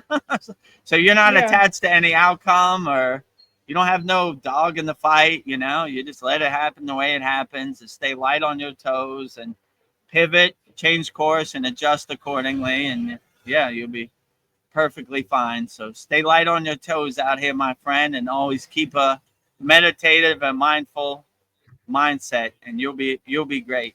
You know, become the detached witness. Well, the last one, number 11, on why you should meditate, because it's free. Exactly, right? This world is full of everybody trying to monetize everything, right? But if you realize all you have to do is just close your eyes and you could go to your happy place, you could be in your sacred sanctuary, your meditation garden inside you as you, then you don't need any external things to get you into that state. Just close your eyes, sit on your side of your bed, and just go into a meditative state. I always like My guru, one time we were at an ashram in India, right? And we saw a bunch of Western backpackers, right, on the spiritual path. And my guru looked at me. He said, I don't know why these people spend thousands of dollars to come to India to find the spiritual secrets. All they have to do is go in their closet and close the door and be alone with themselves, and they will reach a heightened meditative state. So I always thought that was very profound. For free. You don't have to get on an airplane. You don't have to buy a plane ticket. You don't have to find a hotel. You don't have to find transportation. You don't have to do any of that. Just sit on the side of your bed, close your eyes, go in your closet, close the door, and be alone with yourself. And you'll reach a meditative state. They also have a practice in Kriya yoga. We just look at a blank wall for hours, right? And that gets you there too. So if you have a blank white wall or whatever color your wall is, just stare at it for hours. If you ain't got to go to work or do anything, you'll get to a heightened state. You realize the higher truth and you realize your inner potential. So yeah, the best part of meditation, it's free. Even in our Kriya yoga masterclass, we're just basically giving you the techniques to realize and unlock it, but it's free for everybody. It's attainable to everybody. You just got to focus and master your mind, and anybody can meditate, no matter what your age, no matter what your skin tone, no matter what your religion, no matter what your flag, no matter what your language. Meditation is available for everybody, and it's 100% free. If you want to start meditating today for free, just close your eyes and sit on the edge of your bed and go inside you as you. I like when my guru said, we're having tea with God, mastering our mind, inside us as us. Be alone with yourself. If you have trouble closing your eyes, you're too distracted, just look at a wall, stare at a wall, a blank wall, nothing to distract you. Just look at a blank wall for a couple hours. If you don't have to go to work, you have your day off, and you'll get to a heightened state, or you'll definitely make a lot more progress. Something as simple as looking at a blank white wall will get you into a nice state, and or something as simple as going into your closet, closing the door will get you into a nice state. Well, and thank you, VEDAGURUDEV, and it's free. I'm sold. Free. Free. Well, that wraps up 11 reasons why we should meditate. I'm sold. I'm doing it. 11 ways why you should meditate. Putting a nice bow on it. I agree. Everybody should meditate. It's 100% free. Just give it a try. Look at a blank white wall. Just close your eyes. Sit on the side of your bed. Be alone with yourself. Or if you need to be in some darkness, just go in your closet, turn off the lights, and be alone with yourself for a while, right?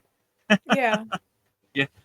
You'll find the secrets of the universe inside you as you, or you'll make progress towards that way. And when I have to go out in the Maya delusional world, I miss my meditation cushion. I can't wait to get back home. Enough of this. So once you start meditating, you see it's a blissful practice. So start meditating, my friends, and the best thing is free. Be alone with yourself. Recommend it. Master your mind. Have tea with God inside you as you. Well, I've got comments from 3 different people: Katu Roti, Nice. Sandy, and Kasan Lee. So I'm gonna do Sandy's real quick because she says, I don't see a join button to become a member, by the way. Oh, okay. Yeah, so that's a good question, Sandy. We still need 40 more watch hours to become a member. So we're by Thanksgiving we'll be a member. So I just put this up to as a test run, but we're almost there, Sandy. So if you want to get us closer, just go to the playlist on our YouTube channel, watch as many videos as you can. But as of today, we need 40 more watch hours to be monetized on YouTube. So you'll be the first to know on Sandy. Yeah. Hopefully in our Thanksgiving satsang, we're ready to go. So I appreciate you ready to Yeah. join. And I love you, Sandy's Sandy. the one who put us on this path, Yeah. because she asked, where do I make a super chat, or I was like, what's a super chat? So we started researching it and investigating, and we're almost to the finish line of super chat, which it will be 40 more watch hours, and we should have that by this Thursday, Thanksgiving. So we'll be giving thanks for monetization on our YouTube channel this Thursday. So yeah, it's not ready yet, but it's Almost. coming. Thanksgiving, we'll be giving thanks for being monetized on Yeah. YouTube. We only need 40 more watch hours, which is basically the home stretch. So we're coming home. We're not quite home yet. Just 8 out. If we get 8 hours a day, we'll have our 40 hours. It's just And a once work we day. get to 40 hours, you'll see the join button. It'll be on our Yeah. homepage at VEDGURUDEV, right? So yeah, you'll see it, and I'll probably make a video and show everybody how to join. So be like Sandy and join once we get those 40 hours. Well, Katu Roti's here. I haven't seen you for a while, Katu Roti. Nice to see you. Yeah, glad to have you back, Katu Roti. Katu Roti asks, how to enjoy difficult things. I want to meditate, but not through willpower, but through love. Whenever I meditate, I'm just waiting to finish it off. Ooh, another meditation question. Yeah, so when you meditate, even the so-called distracting, chaotic things, or the so-called bad things, become irrelevant in your meditative state. So if you're meditating, you kind of let go through the practice of sati, which is basically detach, let go. So all the so-called bad things that come into your mind, you clean your house before you go in the meditative state. Like, what are my thoughts about this person or this or that? You detach, let go, detach, let go, detach, let go. And once you cleaned your house and you have no thoughts, then you become into a heightened, non-distractive, meditative state. So yeah, I would clean your house before you go into the meditative state with that practice sati, which is basically detach, let go. Whatever thought comes into your head, detach, let go, detach, let go, detach, let go. And once you're clear, then you will go into a meditative state where you're unaffected by any thoughts, any perceptions, any of that stuff has no meaning in your sacred meditation garden inside you as you. So yeah, I would let go of all thoughts before you meditate and enjoy your meditative state, and I wouldn't try to rush it. I would just try to enjoy it as much as you can. So when you feel the bliss and the happiness of meditation, then you're not trying to finish it off. I want to stay in a meditative state 24 hours a day. So even when I go into my delusional world, I try to carry that meditative state, that mindful state in anything I do. So there's nothing to finish because you're a 24-hour a day meditator. So yeah, I would clear all your thoughts, and I would try to stay in a meditative, mindful state 24 hours a day, no matter what you do. So whatever difficult things happen in your life, carry that meditative and mindful state with you 24 hours a day, and you'll see it almost, the difficult things become like butter in the sun. They just kind of dissipate anyway, right? Like, why did I even think this was difficult? This is kindergarten. This is an easy day at the office. This is light work, so all the so-called difficult things that usually are heavy and stressful become easy to you because you're a 24-hour a day meditator, and you're like, whatever, it's my delusional world with the difficult things have no meaning in my life. Easy day at the office, right? Yeah. If I could do the full wheel pose asana, then this is nothing. This is light work, If I could sleep in a cave in the Himalayan mountains, this is easy, right? So the so-called difficult things become easy to you because, you're not attached to them, you live in a state of equanimity, which is I don't see difficult or I don't see easy things. Everything is equal, and everything is a opportunity, a mountain to climb. So we take it on the chin. We put our shoulders back, our chest expanded, and we get to work. Okay. Difficult things, easy. Easy Easy. things, easy peasy, lemon squeezy. Yes. Oh, you get my humor. Well, Kati Roti has another great question. Is this world really that bad? My point of view is that the world is somewhat a good place. I enjoy my days, even with others who aren't into spirituality. Am I not seeing something here? Oh, I agree with you. No, you are seeing something. The best state to be in is a state of gratitude and a gratefulness, right? So, yeah, I enjoy this Maya delusional world. I'm not stressed out about it. It is what it is. Que sera, sera. It happens the way it happens. And I enjoy it for what it is. And when you start seeing the beauty of the world and you start seeing that God is the best painter, the best creator, the best architect, then you enjoy this world. One of my favorite sitas is called Boganantar. Bogar means enjoyer. He enjoys the world. So I always try to take that perspective. I enjoy it for what it is. I mean, look at these palm trees right here. Look at this ocean. Wow. I'm blown away. I'm in awe every day. This is a great world to be in, So if you start seeing the beauty in the world and the so-called difficult things or the bad things that happen in this world, you're focusing more on the good things in the world and the beauty of the world. So you're enjoying this world. So be a bogar out here, enjoy the world for what it is. So whatever life gives you, enjoy it for whatever it is, So I try to be an enjoyer, So life is short, time is fleeting. So enjoy this world as much as you can, and whatever happens, look at it like on the movie screen of life, on the universe, like whatever, it happens the way it happens. And but that doesn't change my mind state or who I am. I'm still an enjoyer.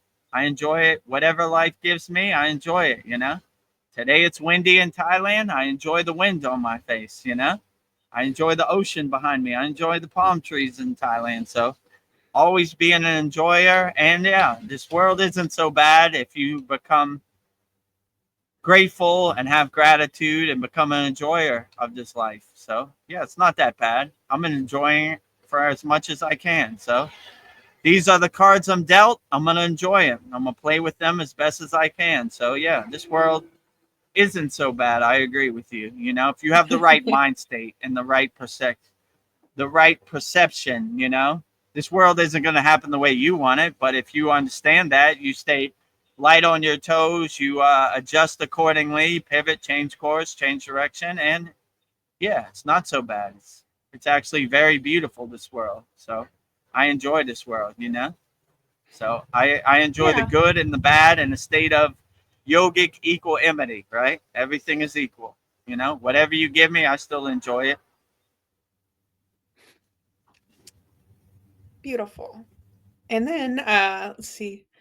Kasan Lee, I haven't seen you for a while. Good to see you. He says, hey yo, Guru, hey yo, Veronica, and a wave. Hello. Hey yo, Kasan Lee. Hey yo. Yeah. I like your heart hand. Yeah. Big beautiful red heart. Kasan Lee, you're funny. Hello, anxiety. Hello, depression. Hello, OCD. Hello, cancer. Good morning. Yeah. Yeah, well, I'm under the other perception of that. Like, it doesn't exist in my universe. Yeah. OCD, cancer, depression. These lower emotions have no home in my universe. So yeah, not even in my vocabulary. So I won't even grant them the welcome of hello. They don't exist in my universe. So whatever lower emotions or things you're going through, just have the perception if a tree falls in the woods and I didn't hear it, did it really fall? So these don't exist in my vocabulary. So yeah, no need to say hello to something that's not there. Yeah. My guru used to say, if you think disease, then you have disease. So that's kind of the traditional yogic mind approach. I can't have disease because I don't think disease. This takes a little bit of Yeah. practice, but this is the yogic way. It doesn't exist in my universe. So yeah, that's basically how I would approach that, in my opinion. Well, Kassan Lee says, at least that's what I say to my problems. Like, Yeah. it's very positive. If you Yeah. choose to acknowledge them, then maybe they're in your universe, but I choose not to acknowledge them. So if you Yeah. want to say hello to your problems, that's better than hiding under your bed or stressing Yeah. about them or attention. All right, hello. You know, if you want to dance today, problems, let's dance. I'm ready for it. Okay, you know. He says, yeah, 100%. So, yeah, sounds 100%. good. uh, do you want another list, Vedgurudev?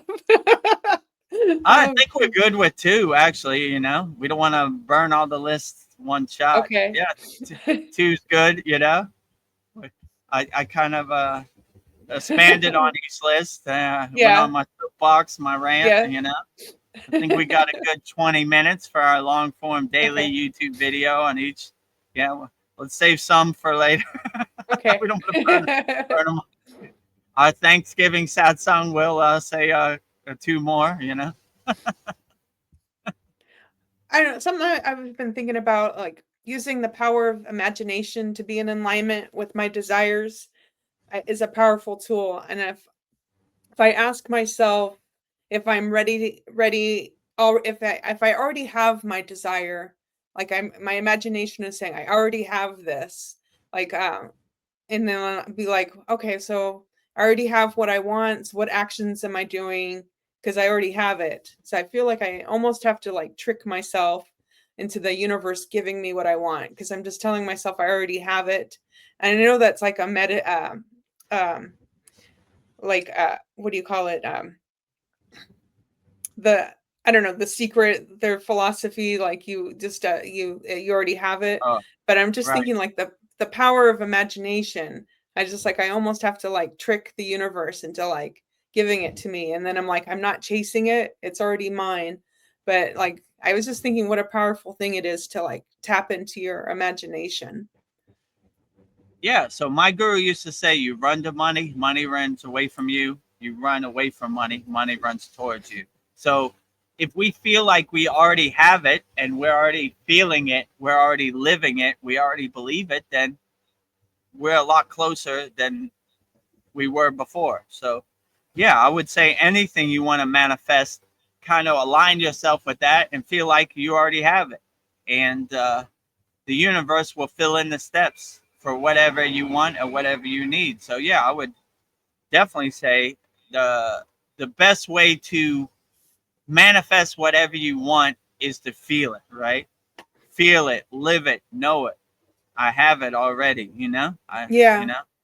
So yeah, I would feel whatever you have, you know, and that would probably be the quickest way to manifest whatever you want. So yeah, I would say that's always worked pretty good for me. Now, things that are harder to manifest, like a solid gold airplane, are probably going to take a lot more work. But start off slow and work your way up to it. But I would say good start is to feel like you already have what you're trying to manifest, you know, and start off slow. Like I would like to manifest, I don't know, some Skittles, and you never know. You go in the store and the Skittles may be there. So start off slow and work your way up. And once you see results, then you could, it becomes a game to you to start manifesting and aligning yourself with things. And yeah, so I would say the best way to manifest is always come from a place of abundance, not from a place of lack, right?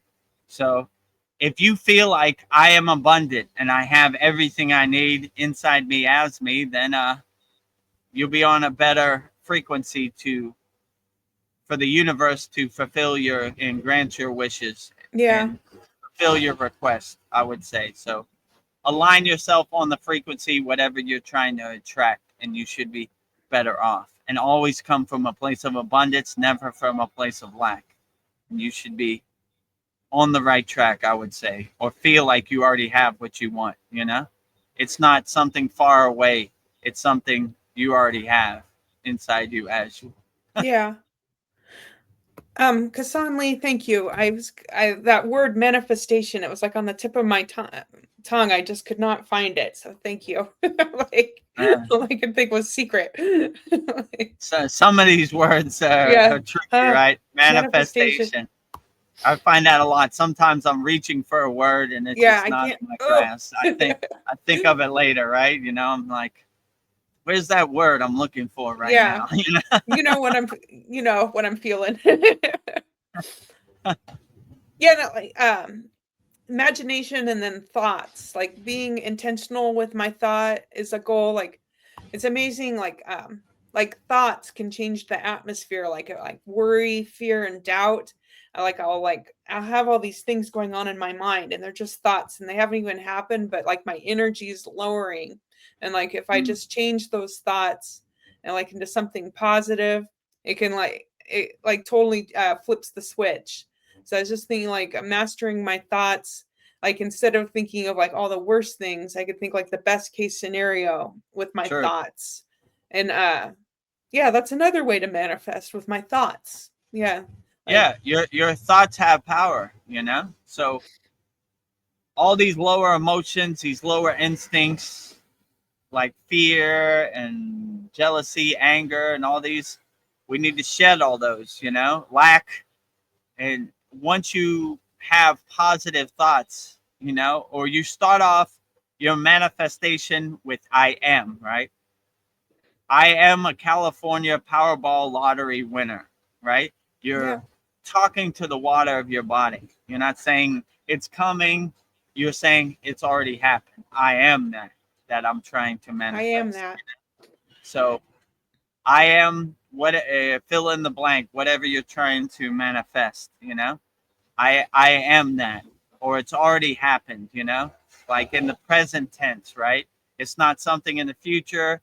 It's not something that's going to happen. It's something that is happening right now. So you're like commanding it into existence, you know.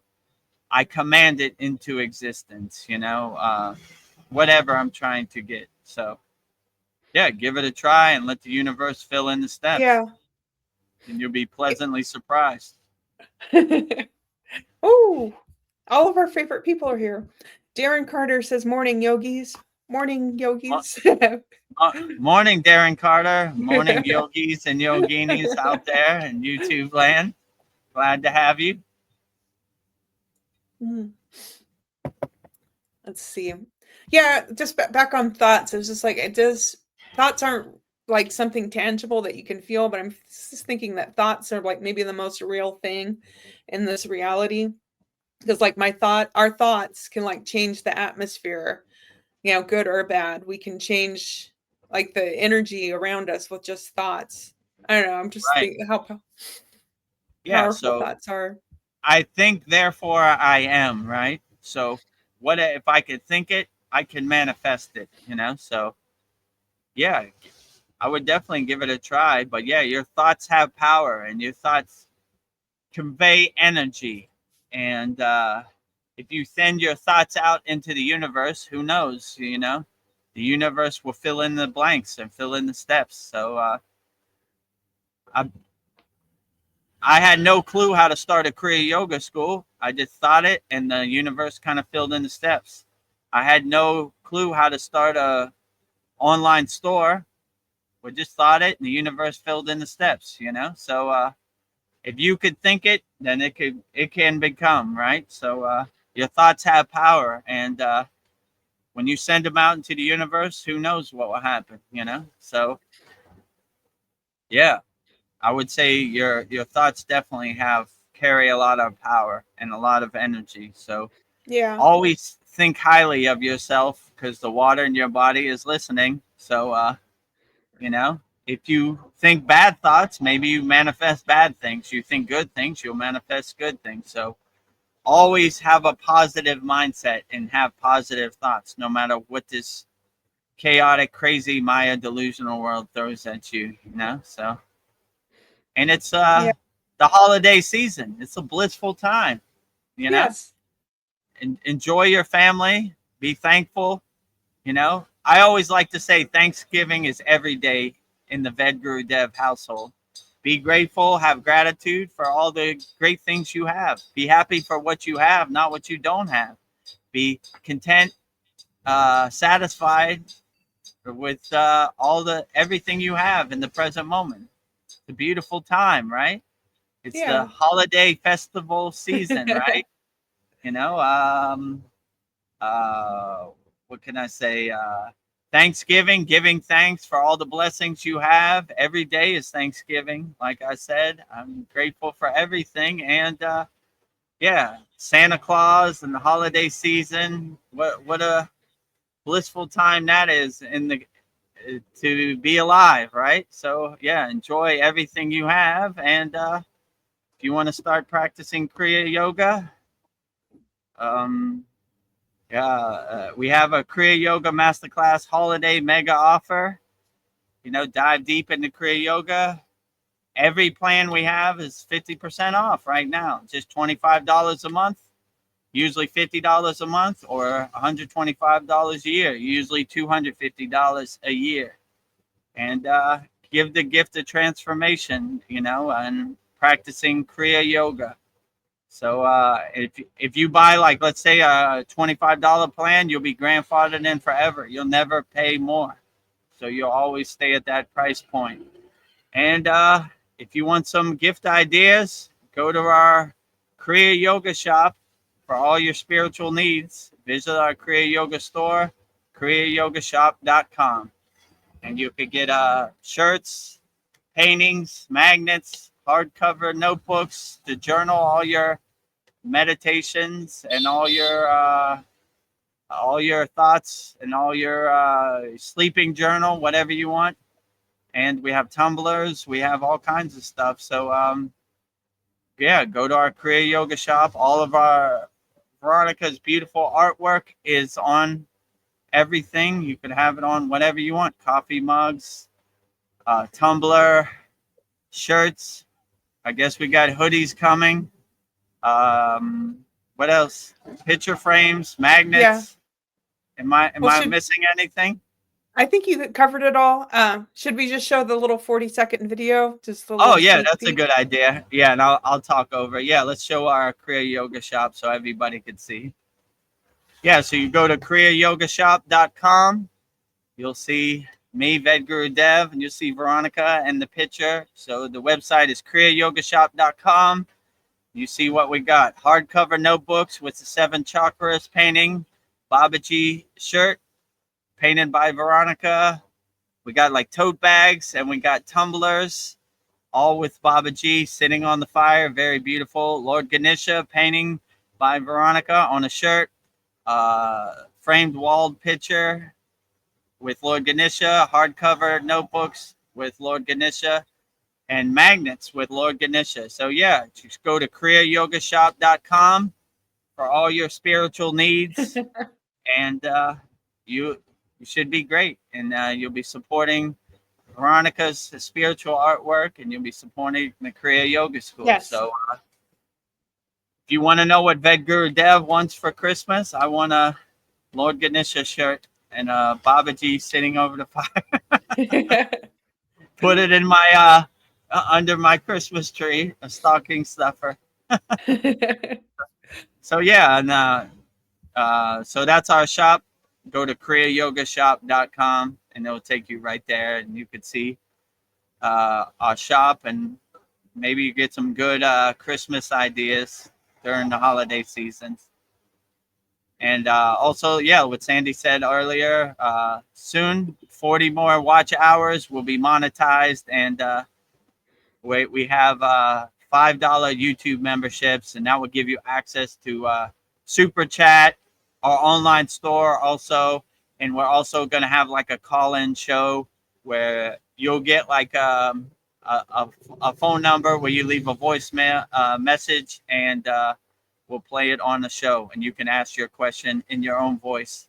So that should be cool. And a lot of other benefits we'll be adding. So if you could think of any other benefits for our YouTube membership channel, let us know, and we'll add that too. So we want to, it's for our YouTube members by our YouTube members. So whatever you think would be a great benefit for your $5 a month subscription, let us know, and we'll add that too. We want you to get your value and your money's worth. Yes.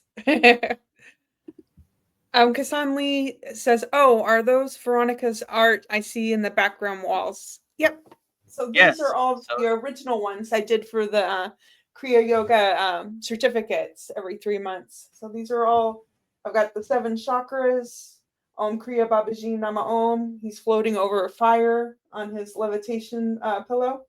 I've got Lord Ganesha, the Shiva Shakti, the Sri Yantra, the opening up the Shanmukhi Mudra. So I think that's all. Yeah, and more to come. Yeah, so every 3 months in our Kriya Yoga Masterclass, we give a certificate of completion, right? So Veronica, in the background of each certificate, paints very divine paintings. So actually, we have a 1 year, 9 months certificate of completion coming up this Saturday in our Kriya Yoga Masterclass. So if sign up today, $25, you can make it in there for that. So yeah, so all Veronica's paintings you can now buy on t-shirts, magnets, tumblers, coffee cups, hardback notebooks. So yeah, outstanding, just in time for Christmas. Yeah, and it's all reasonably priced, so it won't break the budget, break the bank. So if you like it and you want to wear it, Kasan Lee, Yeah. then go to kriyayogamasterclass.com and support the Kriya Yoga family and support Veronica's divine artwork. Yeah, and it's set up so it can sell internationally except Thailand, apparently, but Yeah, should be able soon to come to Thailand. I know we're opening up the gates. Oh, it's so. okay, you know. You know what? Yeah, it's okay. I have it in my heart. Yeah. Everything's You know? everything's working out perfectly. Everything happens When for a you live reason. in the kingdom of Thailand, sometimes they have some rules that are head scratchers, which that's one of them. No mail from America, no mail to America. So yeah, I was trying to send some Raksha beads so Veronica could add it to the store. No can do. So we're gonna have to pivot and change course. So if you know where they're selling cheap Raksha beads, 108 around Sacramento, California, or anywhere in California, let us know. We're in the market. We're looking for it. Boots on the ground, looking for these mala beads. Boots on the ground. Yeah. Kasan says beautiful. Thank you, Kasan. Oh, you're beautiful. Yeah, I agree. Very beautiful and very divine. And yeah, if you want, it could be yours at the kriyayogashop.com. Yeah. Kasan Lee, he has a different, interesting spin. I agree with you too, Kasan. He says, well, I'd say even my thoughts are not mine. I'm not even mine. Hell, the thought I'm not mine is not mine. Hee. Yes, I don't know. Thoughts are crazy. Yeah, so like somebody like Eckhart Tolle, that's how he got to a higher state of consciousness, by having the I perspective, that realizing there is no I perspective. That is a dualist perspective. So when you have the I perspective, there are certain mantras we say, like Hamsa, which we anchor ourselves, we ground ourselves by saying I. So this gives you the non-dualist perspective only the oneness perspective. You realize I is here. It's not over there. I. So when you have that perspective, you realize the oneness and the wholeness is inside you as you. So yeah, even these thoughts, like I say that too. Like Babaji is driving my car. I'm just watching Babaji drive me around. So I take no credit for any of these thoughts or any of these insights. I don't know where they come from. I just basically open the gates of my crown and the pillar of light hits the crown of my head, and it comes out however it comes out. So I have no script. I have no bulletin points. I don't have no idea what I'm going to say on any of these soul talks or sad songs. Even our Babaji quotes, I just take what Babaji says and expand upon it. But I don't even know where that comes from. I'll look back at it and like, who knows where these thoughts come from or these insights. I take no credit for it. So Babaji's driving the car. I'm just watching Babaji drive me around. So yeah. So I agree with you. I have no idea where these thoughts are coming from or these insights. I have no script. I don't go on any of these soul talks with any idea of what's going to happen. I just go with the flow of the questions that happen. So that's what I would say. But yeah, I agree with you. I have no clue where these insights or thoughts or these darshans come from. I'll just say I open the gates of my crown and let the pillar of light hit my crown, and the stream of consciousness comes out. But I'll give all the glory to all the ascended masters, all the spirit guides, all the deities, all the devis. They're doing all the heavy lifting. I take no credit for it. I'm delivering the mail. I'm Babaji's postman, but I don't take no credit for the letter that's coming in the mail. All the glory to Babaji for that one. Yeah. I don't know, and sometimes with my thoughts, I feel like something's listening to me, like, especially when I'm having, like, beautiful, loving thoughts, I'll get, like, tingles, like, I don't know, maybe it's my higher self, like, "Good job, Veronica." I'll just be, like, out in nature, like, looking at all the beauty, and I don't know. Yeah. We could have a whole episode on thoughts. Like, yeah. Yeah, pretty much. Yeah, it's basically like I stay open or open the gates of my crown, and AOL sends me a message. You got mail, You got mail. And I just, what do you think of thoughts? Yeah. Yeah. They're not my thoughts, but I'll take them.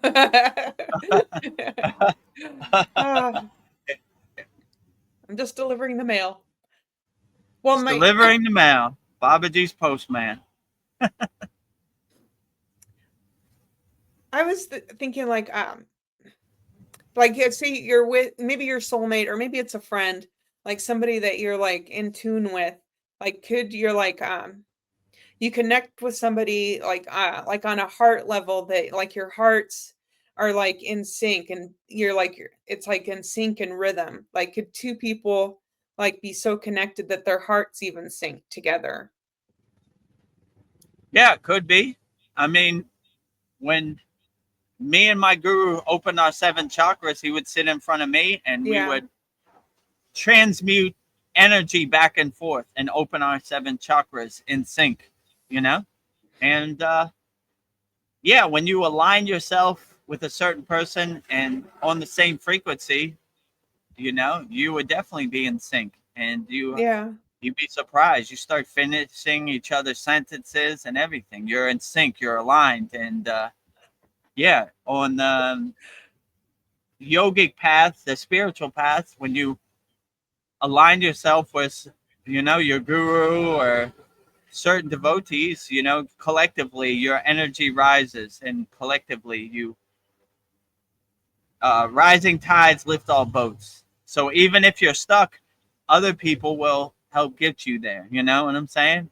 So we in sync our energy. So if I was having an off day, my guru would get me there by transmuting his energy via Shakti path, and uplift me. So, and if my guru was off, which never happens, but maybe one day it does, I would uplift him too. So we would collectively use our energy to uplift each other, you know? So, Yes. yeah, I agree with you. When you harmonize yourself on the same frequency, you know, rising tides lift all boats. So the potential is unlimited.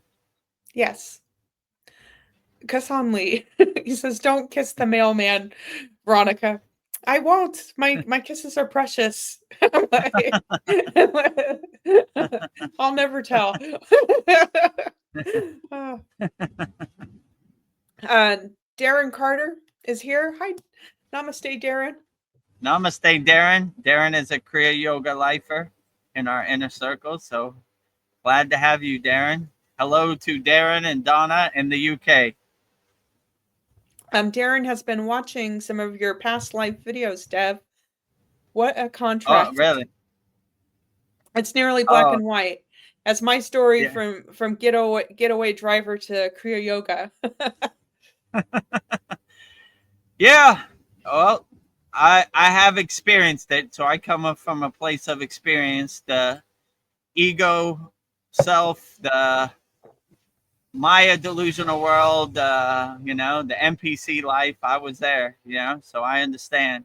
I come from a place of experience, you know. This is not something I read in a book. I treated my body like an amusement park, and yeah, there's some things that I wasn't proud of, but I pivoted, I changed course, and I got on the path to Kriya Yoga. So I'm here now. I don't even recognize that person I was back in Yeah. the day. Sometimes I get some reminders, you know. But yeah, what a 180, what a contrast from world famous DJ to Kriya Yogi, right? Yes. But if I could do it, anybody could do it, you know. So it happened the way it happened, you know. I experienced it, you know. I treated my body like an amusement park. I come from a place of experience, so I know what it's like to be an NPC or to be attached to the material world, or to how could I say this? Be attached in my ego self, Yeah. regurgitating my own BS, believing my own BS. So, if you see my past life DJ career, you'll know what I'm talking about. You know. Yes. So my new superpower is being humble and grounded. That was not my superpower in the Yeah. DJ life. Humble wasn't a word in my dictionary, in my vocabulary, if you know what I'm saying. Yes. I was unhumble. So Darren Carter. I'm working on that, you know. When I get darshans from certain enlightened beings, you know, they say always say that. Stay humble, you know? That's something you need to work on, Vedguru Dev, staying humble. In your past life, you were not humble at all. Zero. So that's something I need to work on, you know. Babaji sent that to me for Christmas. I need Yeah. to be more humble. Well, Darren Carter says you entertained me for a while. Oh yeah, it's entertaining. That is for sure, Yeah. right? You know, Vedguru Dev on his soapbox in his DJ Yeah. career. It entertains me, and I lived it too, right? Like, look at this guy, Vedguru Dev. What's he doing? You know? Oh, Kassan Lee, he says, "Where can I watch your world-class DJ work, Guru? Seriously, I mean, and it's all over the Yeah, internet." you just type in DJ domination, and you'll see it. You know, you can't miss it. Yeah. I don't think I think Vedru Dev wants you to miss it. Yeah, I do want you to miss it. That's why I wasn't trying to say it, but you know, it's water under the bridge. I lived it. Yeah. You know, I own it. I take it on the chin. You know, Yeah. so it's a good reminder. If I can overcome the Maya delusional material world, then anybody can. So Yes. it happened to me. I'm coming from a place of experience, been there, done that. So I'm not just. That's what my guru told me. He said, you need to go back to the Maya delusional world. You need to be boots on the ground on the front line, because you come from a place of experience. All these yogis in the Himalayan mountains, they only they've never experienced the Maya delusional world, but you have actually lived it. So people can relate to you. People can resonate with you because you come from that place. If you could overcome this, then they can, right? If I could do it, Yeah. you could definitely do it. So, that's why I'm here, right? If I had it my way, I'd be meditating in a cave in the Himalayan mountains right now. But boots on the ground. So if I could do it, you definitely could do it, Kasanli, So you'll see what I came from to get to this point, Just type in Google DJ domination. I'm sure there'll be a lot of entertaining things that will pop up that will make you laugh. Well, Kasan Lee says DJ domination. Cool. Yeah, very cool.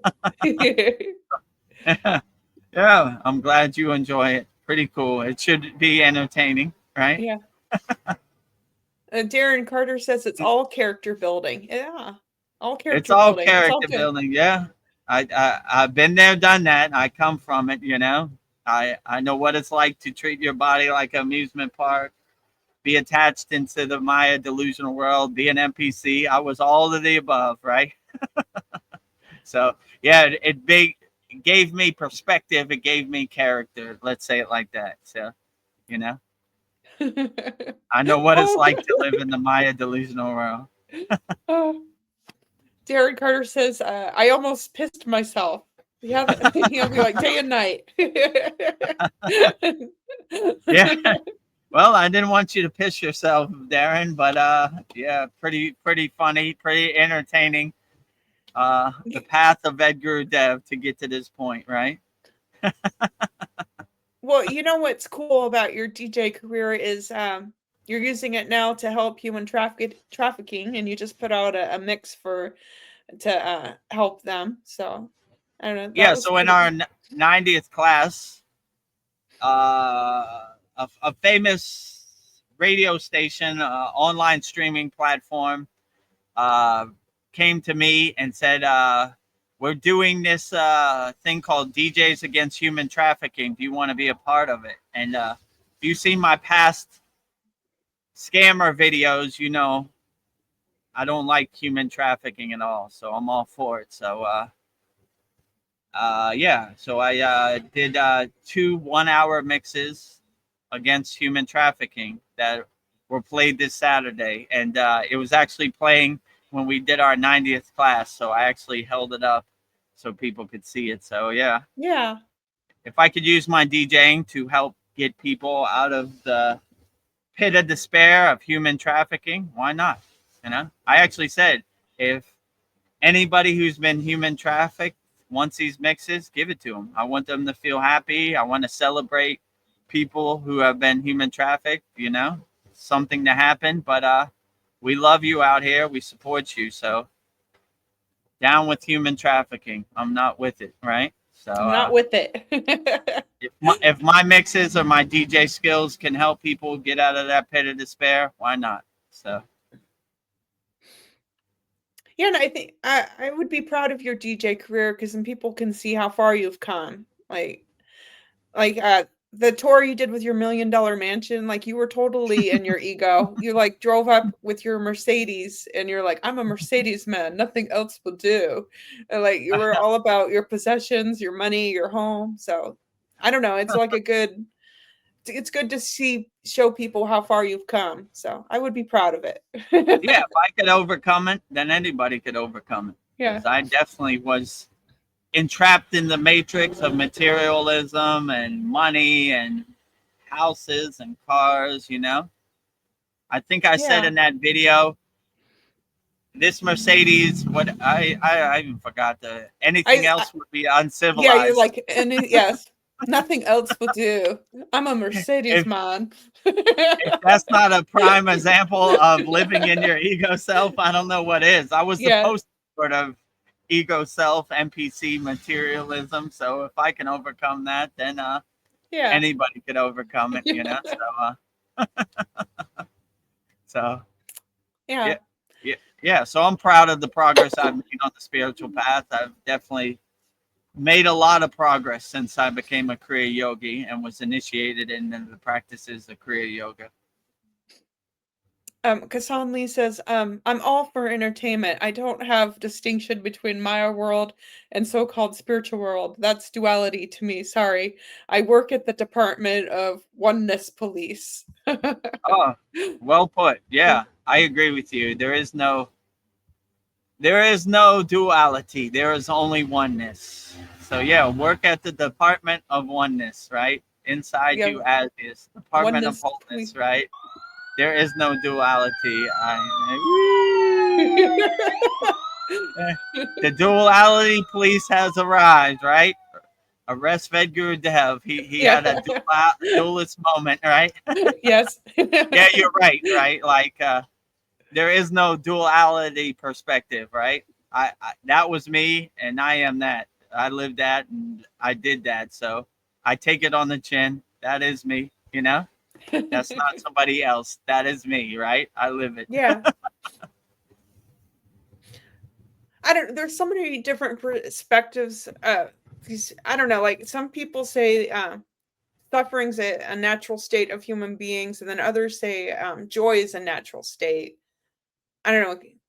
I don't know. Could it be both? Like, Yeah, I think it could be both. yeah. Whatever state resonates with you and uplifts you, that is the best state.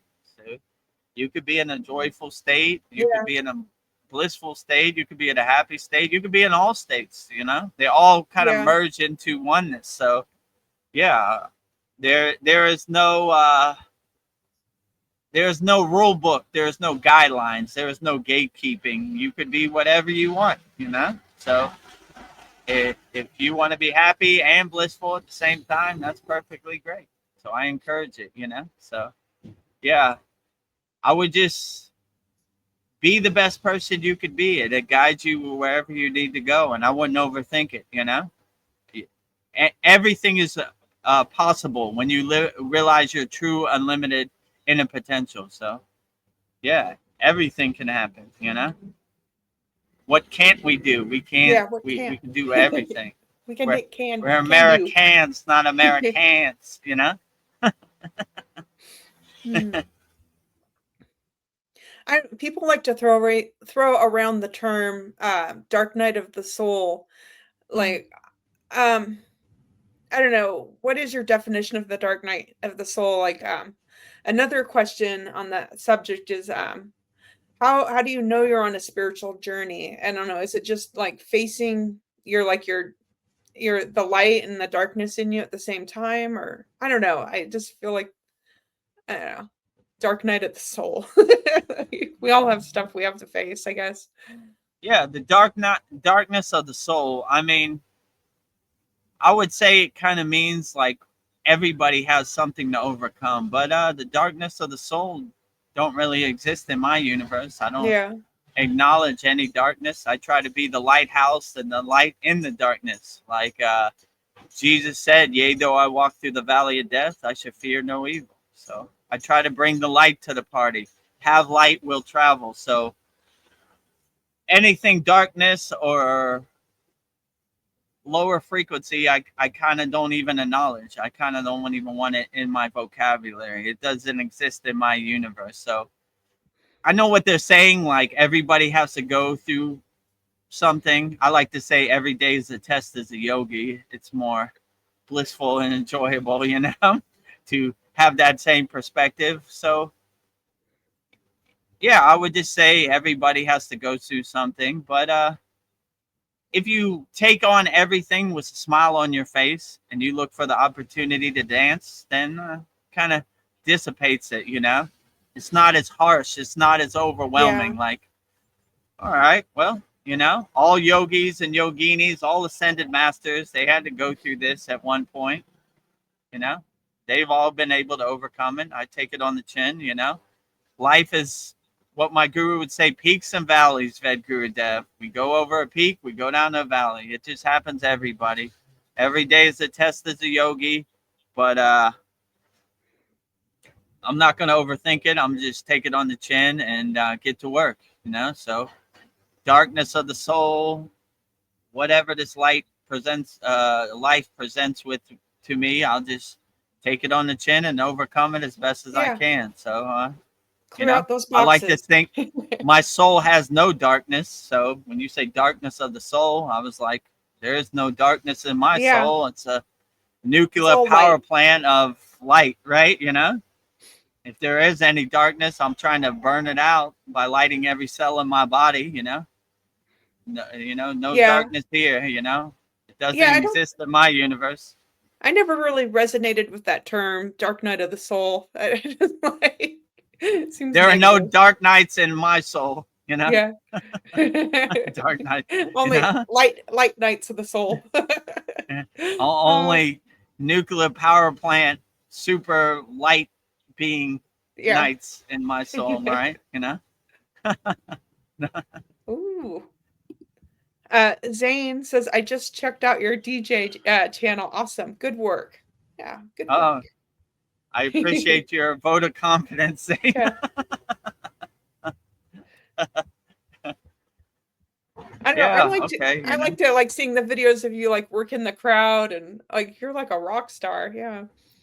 You're a rock star now as as a guru.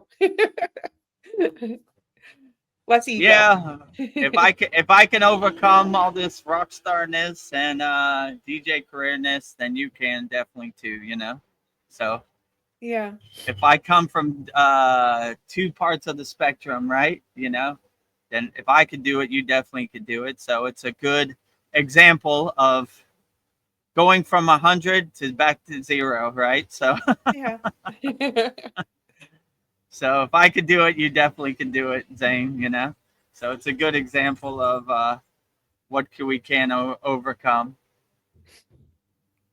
Zane understands what I'm saying. Zane says, yes, after healing, you don't want to hear negative words like dark night of the soul. Yes. Yeah, absolutely. When you heal yourself and you focus on your inner work and your inner light, then darkness has no meaning in your universe. You focus on the things that uplift you, not the things that lower your frequency. Darkness has no meaning here. Yeah. Mariana is here. She says, hello, namaste, my beautiful dear friends. Aw. Yeah, namaste, Mariana. Glad to have you here. Hello, beautiful Mariana, and namaste to you. Well, I think we need to wrap this up pretty soon. I got an early morning, Okay. but yeah. Okay, sounds great. I think I don't know, unless some other people have questions. I don't know, can Kriya yoga lead to a spiritual awakening? Any type of Kriya yoga you do? I absolutely think so, but I'm Yeah. biased, I'm Yeah. on the Kriya yoga plan. But I think any spiritual tradition that you subscribe to can get you to a higher state and get you further on the path. So I would definitely say that I subscribe to Kriya Yoga, and it's worked for me, and it's worked for all of our 80 members in our Kriya Yoga school. So I'm kind of biased, but I would say any spiritual thing you do, like if you're a Buddhist, will get you into a better mind state and a better consciousness and a better higher perception where you're not attached to the Maya delusional material world. So yeah, I would definitely say, Kriya Yoga could get you further along down the path and give you some things that you could integrate into your daily life to help you navigate this crazy Maya delusional world, So yeah, and I would say if you resonate with Kriya Yoga and you like Kriya Yoga and you want to try it out, you could go 100% free. Go to freekriyayogamasterclass.com and Yeah. join our group. And we have a beginner mini course in there, 100% free. We have a very interactive community in there, and try it out. And if you resonate and you want to go to the next level and you want to join all of our Kriya Yoga School Masterclass A1 Day 1 Lifer members, all of our 80 members in our Kriya Yoga Masterclass, Master the Supreme Science of Kriya Yoga, go to kriyayogamasterclass.com or at least subscribe to our YouTube channel at VEDGURUDEV, right? So we have a lot of different options. And if you need some spiritual gifts for people, we have all your spiritual needs. Go to kriyayogamasterclass.com. Support Veronica's divine spiritual artwork. And yeah, very inspiring artwork, and it will get you into a nice place also. So Yeah. whichever way works for you, that we got many different options. So yeah, subscribe to our YouTube channel at VEDGURUDEV. We only need 40 more watch hours, then we'll be monetized. And then we'll have $5 memberships like Sandy asked. And you could get super chat. You could link to our online store. We're going to have a call-in show where I'll give you a number and you leave a voice message, and we'll play it on our live streams, and you can answer the question in your own voice, and I'll answer it live on the screen in all of our live streams. So yeah, that's coming hopefully in the next couple days before Thanksgiving. And when we do our Thanksgiving satsang, we should be monetized and ready to go. We just need 40 more watch hours. So go to our Kriya Yoga at VEDGURUDEV YouTube channel. Go to the playlist, watch as many things as you can. We should be there by this Thursday. Giving thanks for being monetized on YouTube. And then visit our Kriya Yoga store for all your spiritual needs. kriyayogamasterclass.com. Maybe play the video one last time before we go out. Yeah. And they could see it. So you go to kriyayogamasterclass.com. You could, and yeah, there you go, kriyayogamasterclass.com. This is our Shopify store. You'll see the image, VEDGURUDEV, #1 store for spiritual seekers. And you scroll down, we have Veronica's painting of the 7 chakras on hardbound notebooks. We have Veronica's painting of Babaji on shirts. We have Veronica's painting on tumblers. We have Veronica's painting of Lord Ganesha on a shirt. We have Veronica's painting on a picture frame. We have Veronica's painting on a magnet. And we have Veronica's painting on a hardbound notebook. So go to kriyayogamasterclass.com. We're going to be adding a lot more stuff in the coming days. So for all your spiritual needs for the Christmas season. And if you want to join me, Veronica, Mariana, Paul, Darren Carter, in our Kriya Yoga Masterclass, we have a Kriya Yoga Masterclass holiday mega offer. Dive deep into Kriya Yoga. Enjoy 50% off all plans. So right now it's just $25 a month. Normally it's $50 a month. And our yearly plan is $125 a year. Normally it's $250 a year. So to try out Kriya Yoga and the advanced techniques, hundreds of classes, hundreds of yagnas, hundreds of live streams, a very interactive community, a live class every Saturday, 24-hour day support from VEDGURUDEV, coaching you on the spiritual path. Go to kriyayogamasterclass.com and give the gift of transformation that keeps on giving for the rest of your life. It's a year-long journey. So yes. I guess with that said, that's before we go, ahead. VEDGURUDEV, I had just have some comments from YouTube. Okay, so, great. Darren asks, "Are you well, Mariana?" And Mariana says, "Hi, Darren. Not really, but I'm okay. Surviving the Matrix." Oh. That's all we can do. Survive the Matrix. But Mariana, we love you. You're beautiful.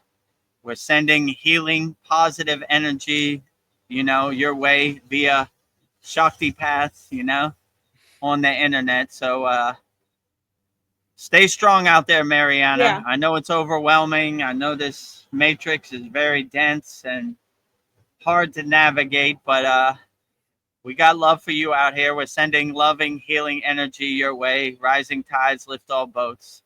So stay strong out there, Mariana. But I know this Maya delusional world can be difficult at times. Yeah, hang in there. Kasan Lee, he says, spiritual progress, tests, going through the dark night of the soul stops at enlightenment. Someone asks, did you go all the way through that to get enlightened? And you say, who went through what? LOL. Yeah. I like your sense of humor, Right. Hassan. I like your live stream mantra, right? That I gave Yeah. mantra diction for. Who, right? Who? Dark night of the soul, who? Spiritual journey, who? All of the above, who? That is a true Kriya yogi and yogini perspective, right? It's all Maya, it's all delusion. So it's all who. It doesn't exist in our universe, right? We don't even acknowledge any of that, right? So it's all Maya delusion. It's all who, right? So yeah, have that mantra in your pocket. Who? What do you think of Donald Trump? Who? What do you think of Three Eye Atlas? Who? What do you think of the football season? Who? What do you think of this? What do you who? They don't exist, right? Become an owl on the spiritual path. Yeah. Who? Don't exist in my universe, right? I'm a spiritual owl. Who, Yeah. right? Don't exist in my universe, you know? Only things that affect you in the present moment exist in your universe. So yeah, have that mantra who in your pocket. That's short and simple, straight to the point, right? Kassan Lee says, I'll support Veronica's artwork when I have enough money after paying all my bills. Yeah, no pressure. Pay your bills. Yeah. No pressure, at your own time, at your own pace, whenever you're ready, you know. So yeah. So it should be great, you know.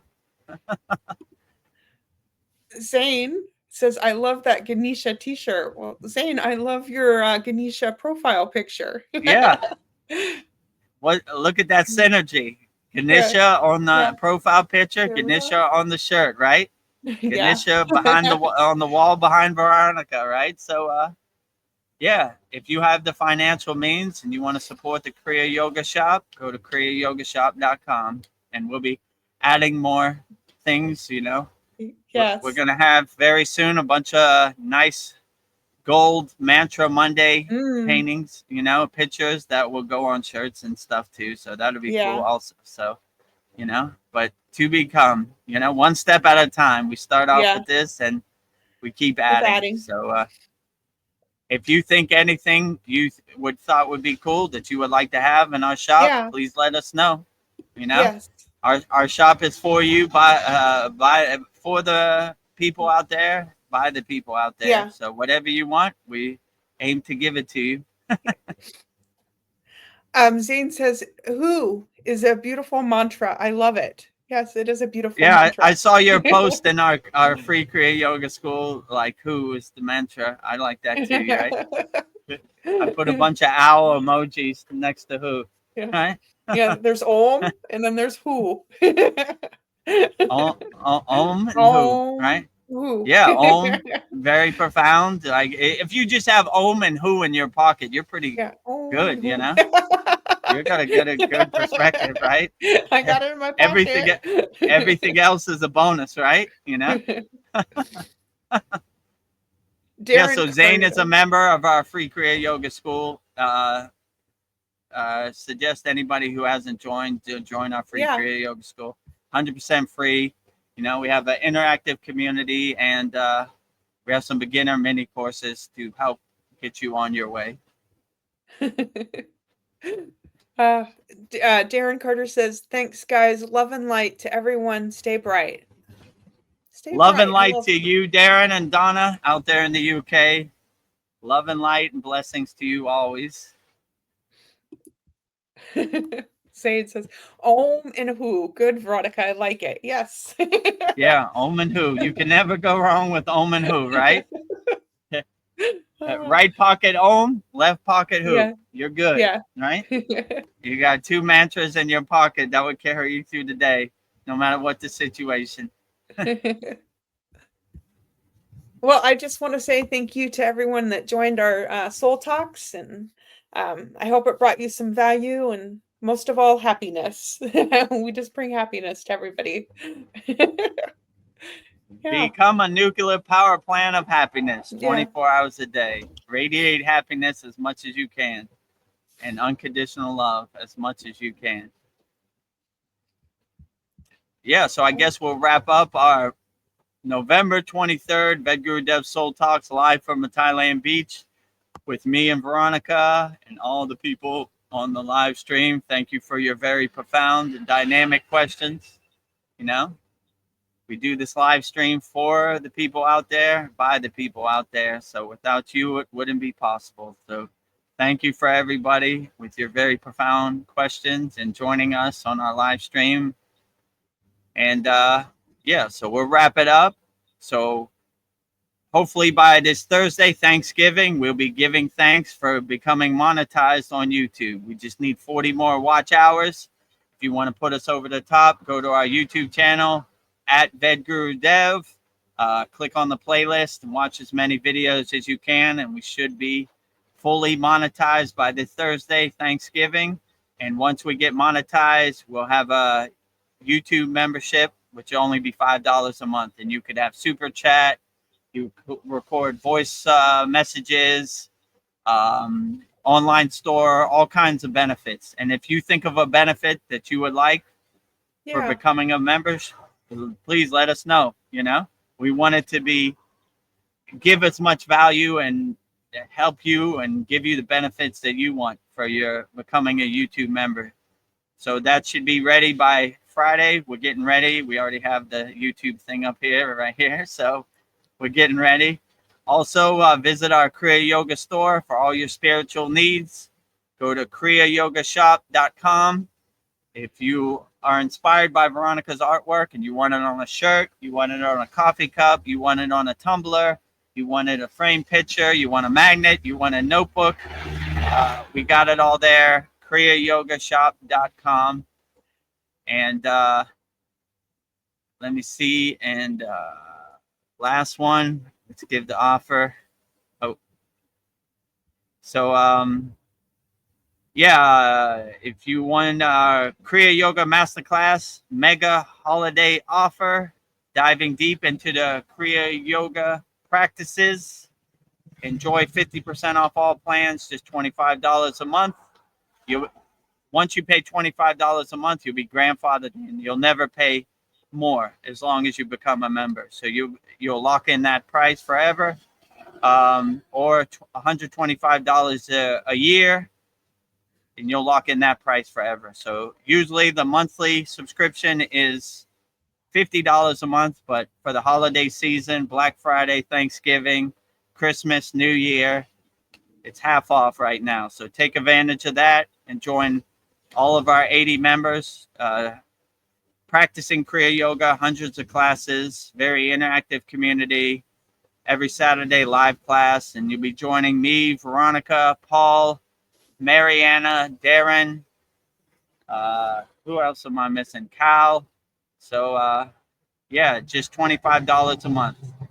Give yourself the gift of transformation by practicing Kriya Yoga, the best gift ever, right? Only $25 a month or $125 a year. Just go to kriyayogamasterclass.com. Best Christmas present ever. One more thing. Kasan Lee says, thanks, guys. You made my morning bright. Well, I and VEDGURUDEV want to spread as much light to the world as possible. So thank you. Outstanding. I'm glad we could answer your questions, Kasan Lee, and light up your morning. What a beautiful thing that is. Yeah. You know? So thank you for giving us the opportunity to light up your life, and love and light to everybody out there in YouTube land. So yeah, exciting times at the Kriya Yoga School. So whichever one works for you, becoming a YouTube member once we get monetized, making a purchase at our Kriya Yoga shop, kriyayogamasterclass.com. Any of the holiday plans for the Kriya Yoga Masterclass, $25 a month, $125 a year, kriyayogamasterclass.com. Or if you're strapped for cash, but you still want to practice Kriya Yoga, go to freekriyayoga.com. beginner mini course, interactive community. So join our group there. So I guess with that said, we'll wrap up our November 23rd VEDGURUDEV'S Soul Talks live from a Thailand beach with me and Veronica. Before we go, we'll give mantra diksha for Babaji's Mula mantra. If you need Babaji's assistance or help and you want Babaji to guide you on the path, but you don't have any mantras, I will give you mantra diksha for Babaji's direct phone number right now. And that is Om Kriya Babaji Nama Om. And Veronica will say it so beautifully right now. Om Kriya Babaji Nama Om.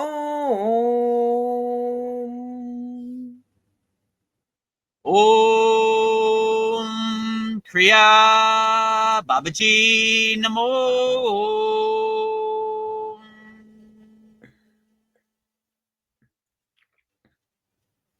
Next, I would say Loka Samasta Sukhino Bhavantu, which is basically saying sending peace, love, harmony, and freedom to all beings on all planes of existence. And I will say it 3 times. Loka Samasta Sukhino Bhavantu. Loka Samasta Sukhino Bhavantu. Loka Samasta Sukhino Bhavantu. And lastly, we will sing the Shanti Universal Peace Mantra, sending peace and love to all people all around the world. And Veronica will say it so beautifully right now. Om Shanti, Shanti, Shanti. Shalom. Sat Nam Sadhu Tao Em Spirit Swami Kami Amen Amen. Umen Selah Hom. Om.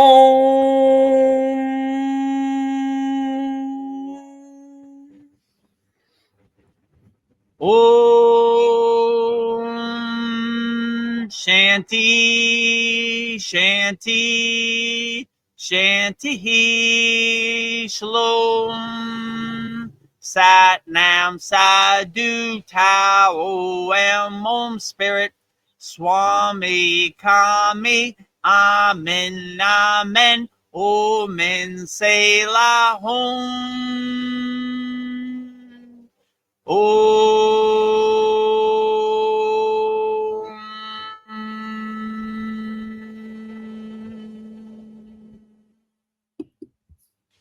Namaste, I'm VEDGURUDEV, and today I'm going to share a proven spiritual system that's already helped thousands experience deep transformation. When you join the Kriya Yoga School Masterclass, here's exactly what you'll get. Weekly deep dive classes, Saturday at 11 a.m. Eastern Standard Time. Bi-monthly Holy Fire Yagna ceremonies to clear energetic blocks. Weekly satsangs and Q&A, Wednesdays at 9 p.m. Eastern Standard Time. Instant access to over 200 plus on-demand classes on asanas, pranayama, mantra japa, and meditation. Direct VIP access to me for daily mentorship and support. This is not just information, it's direct transmission, guidance, and transformation. Thousands have already said yes to the Kriya Yoga path. And if you're here now, something inside you is ready to. Click the Join Now button below, choose your membership, and begin your journey to inner freedom today. See you inside the Kriya Yoga School Masterclass. Kriya Babaji Nama Om Kriya Babaji Nama Om Kriya Babaji Nama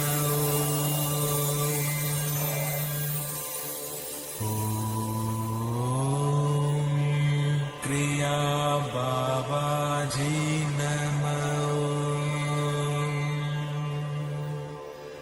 Om Kriya Babaji Nama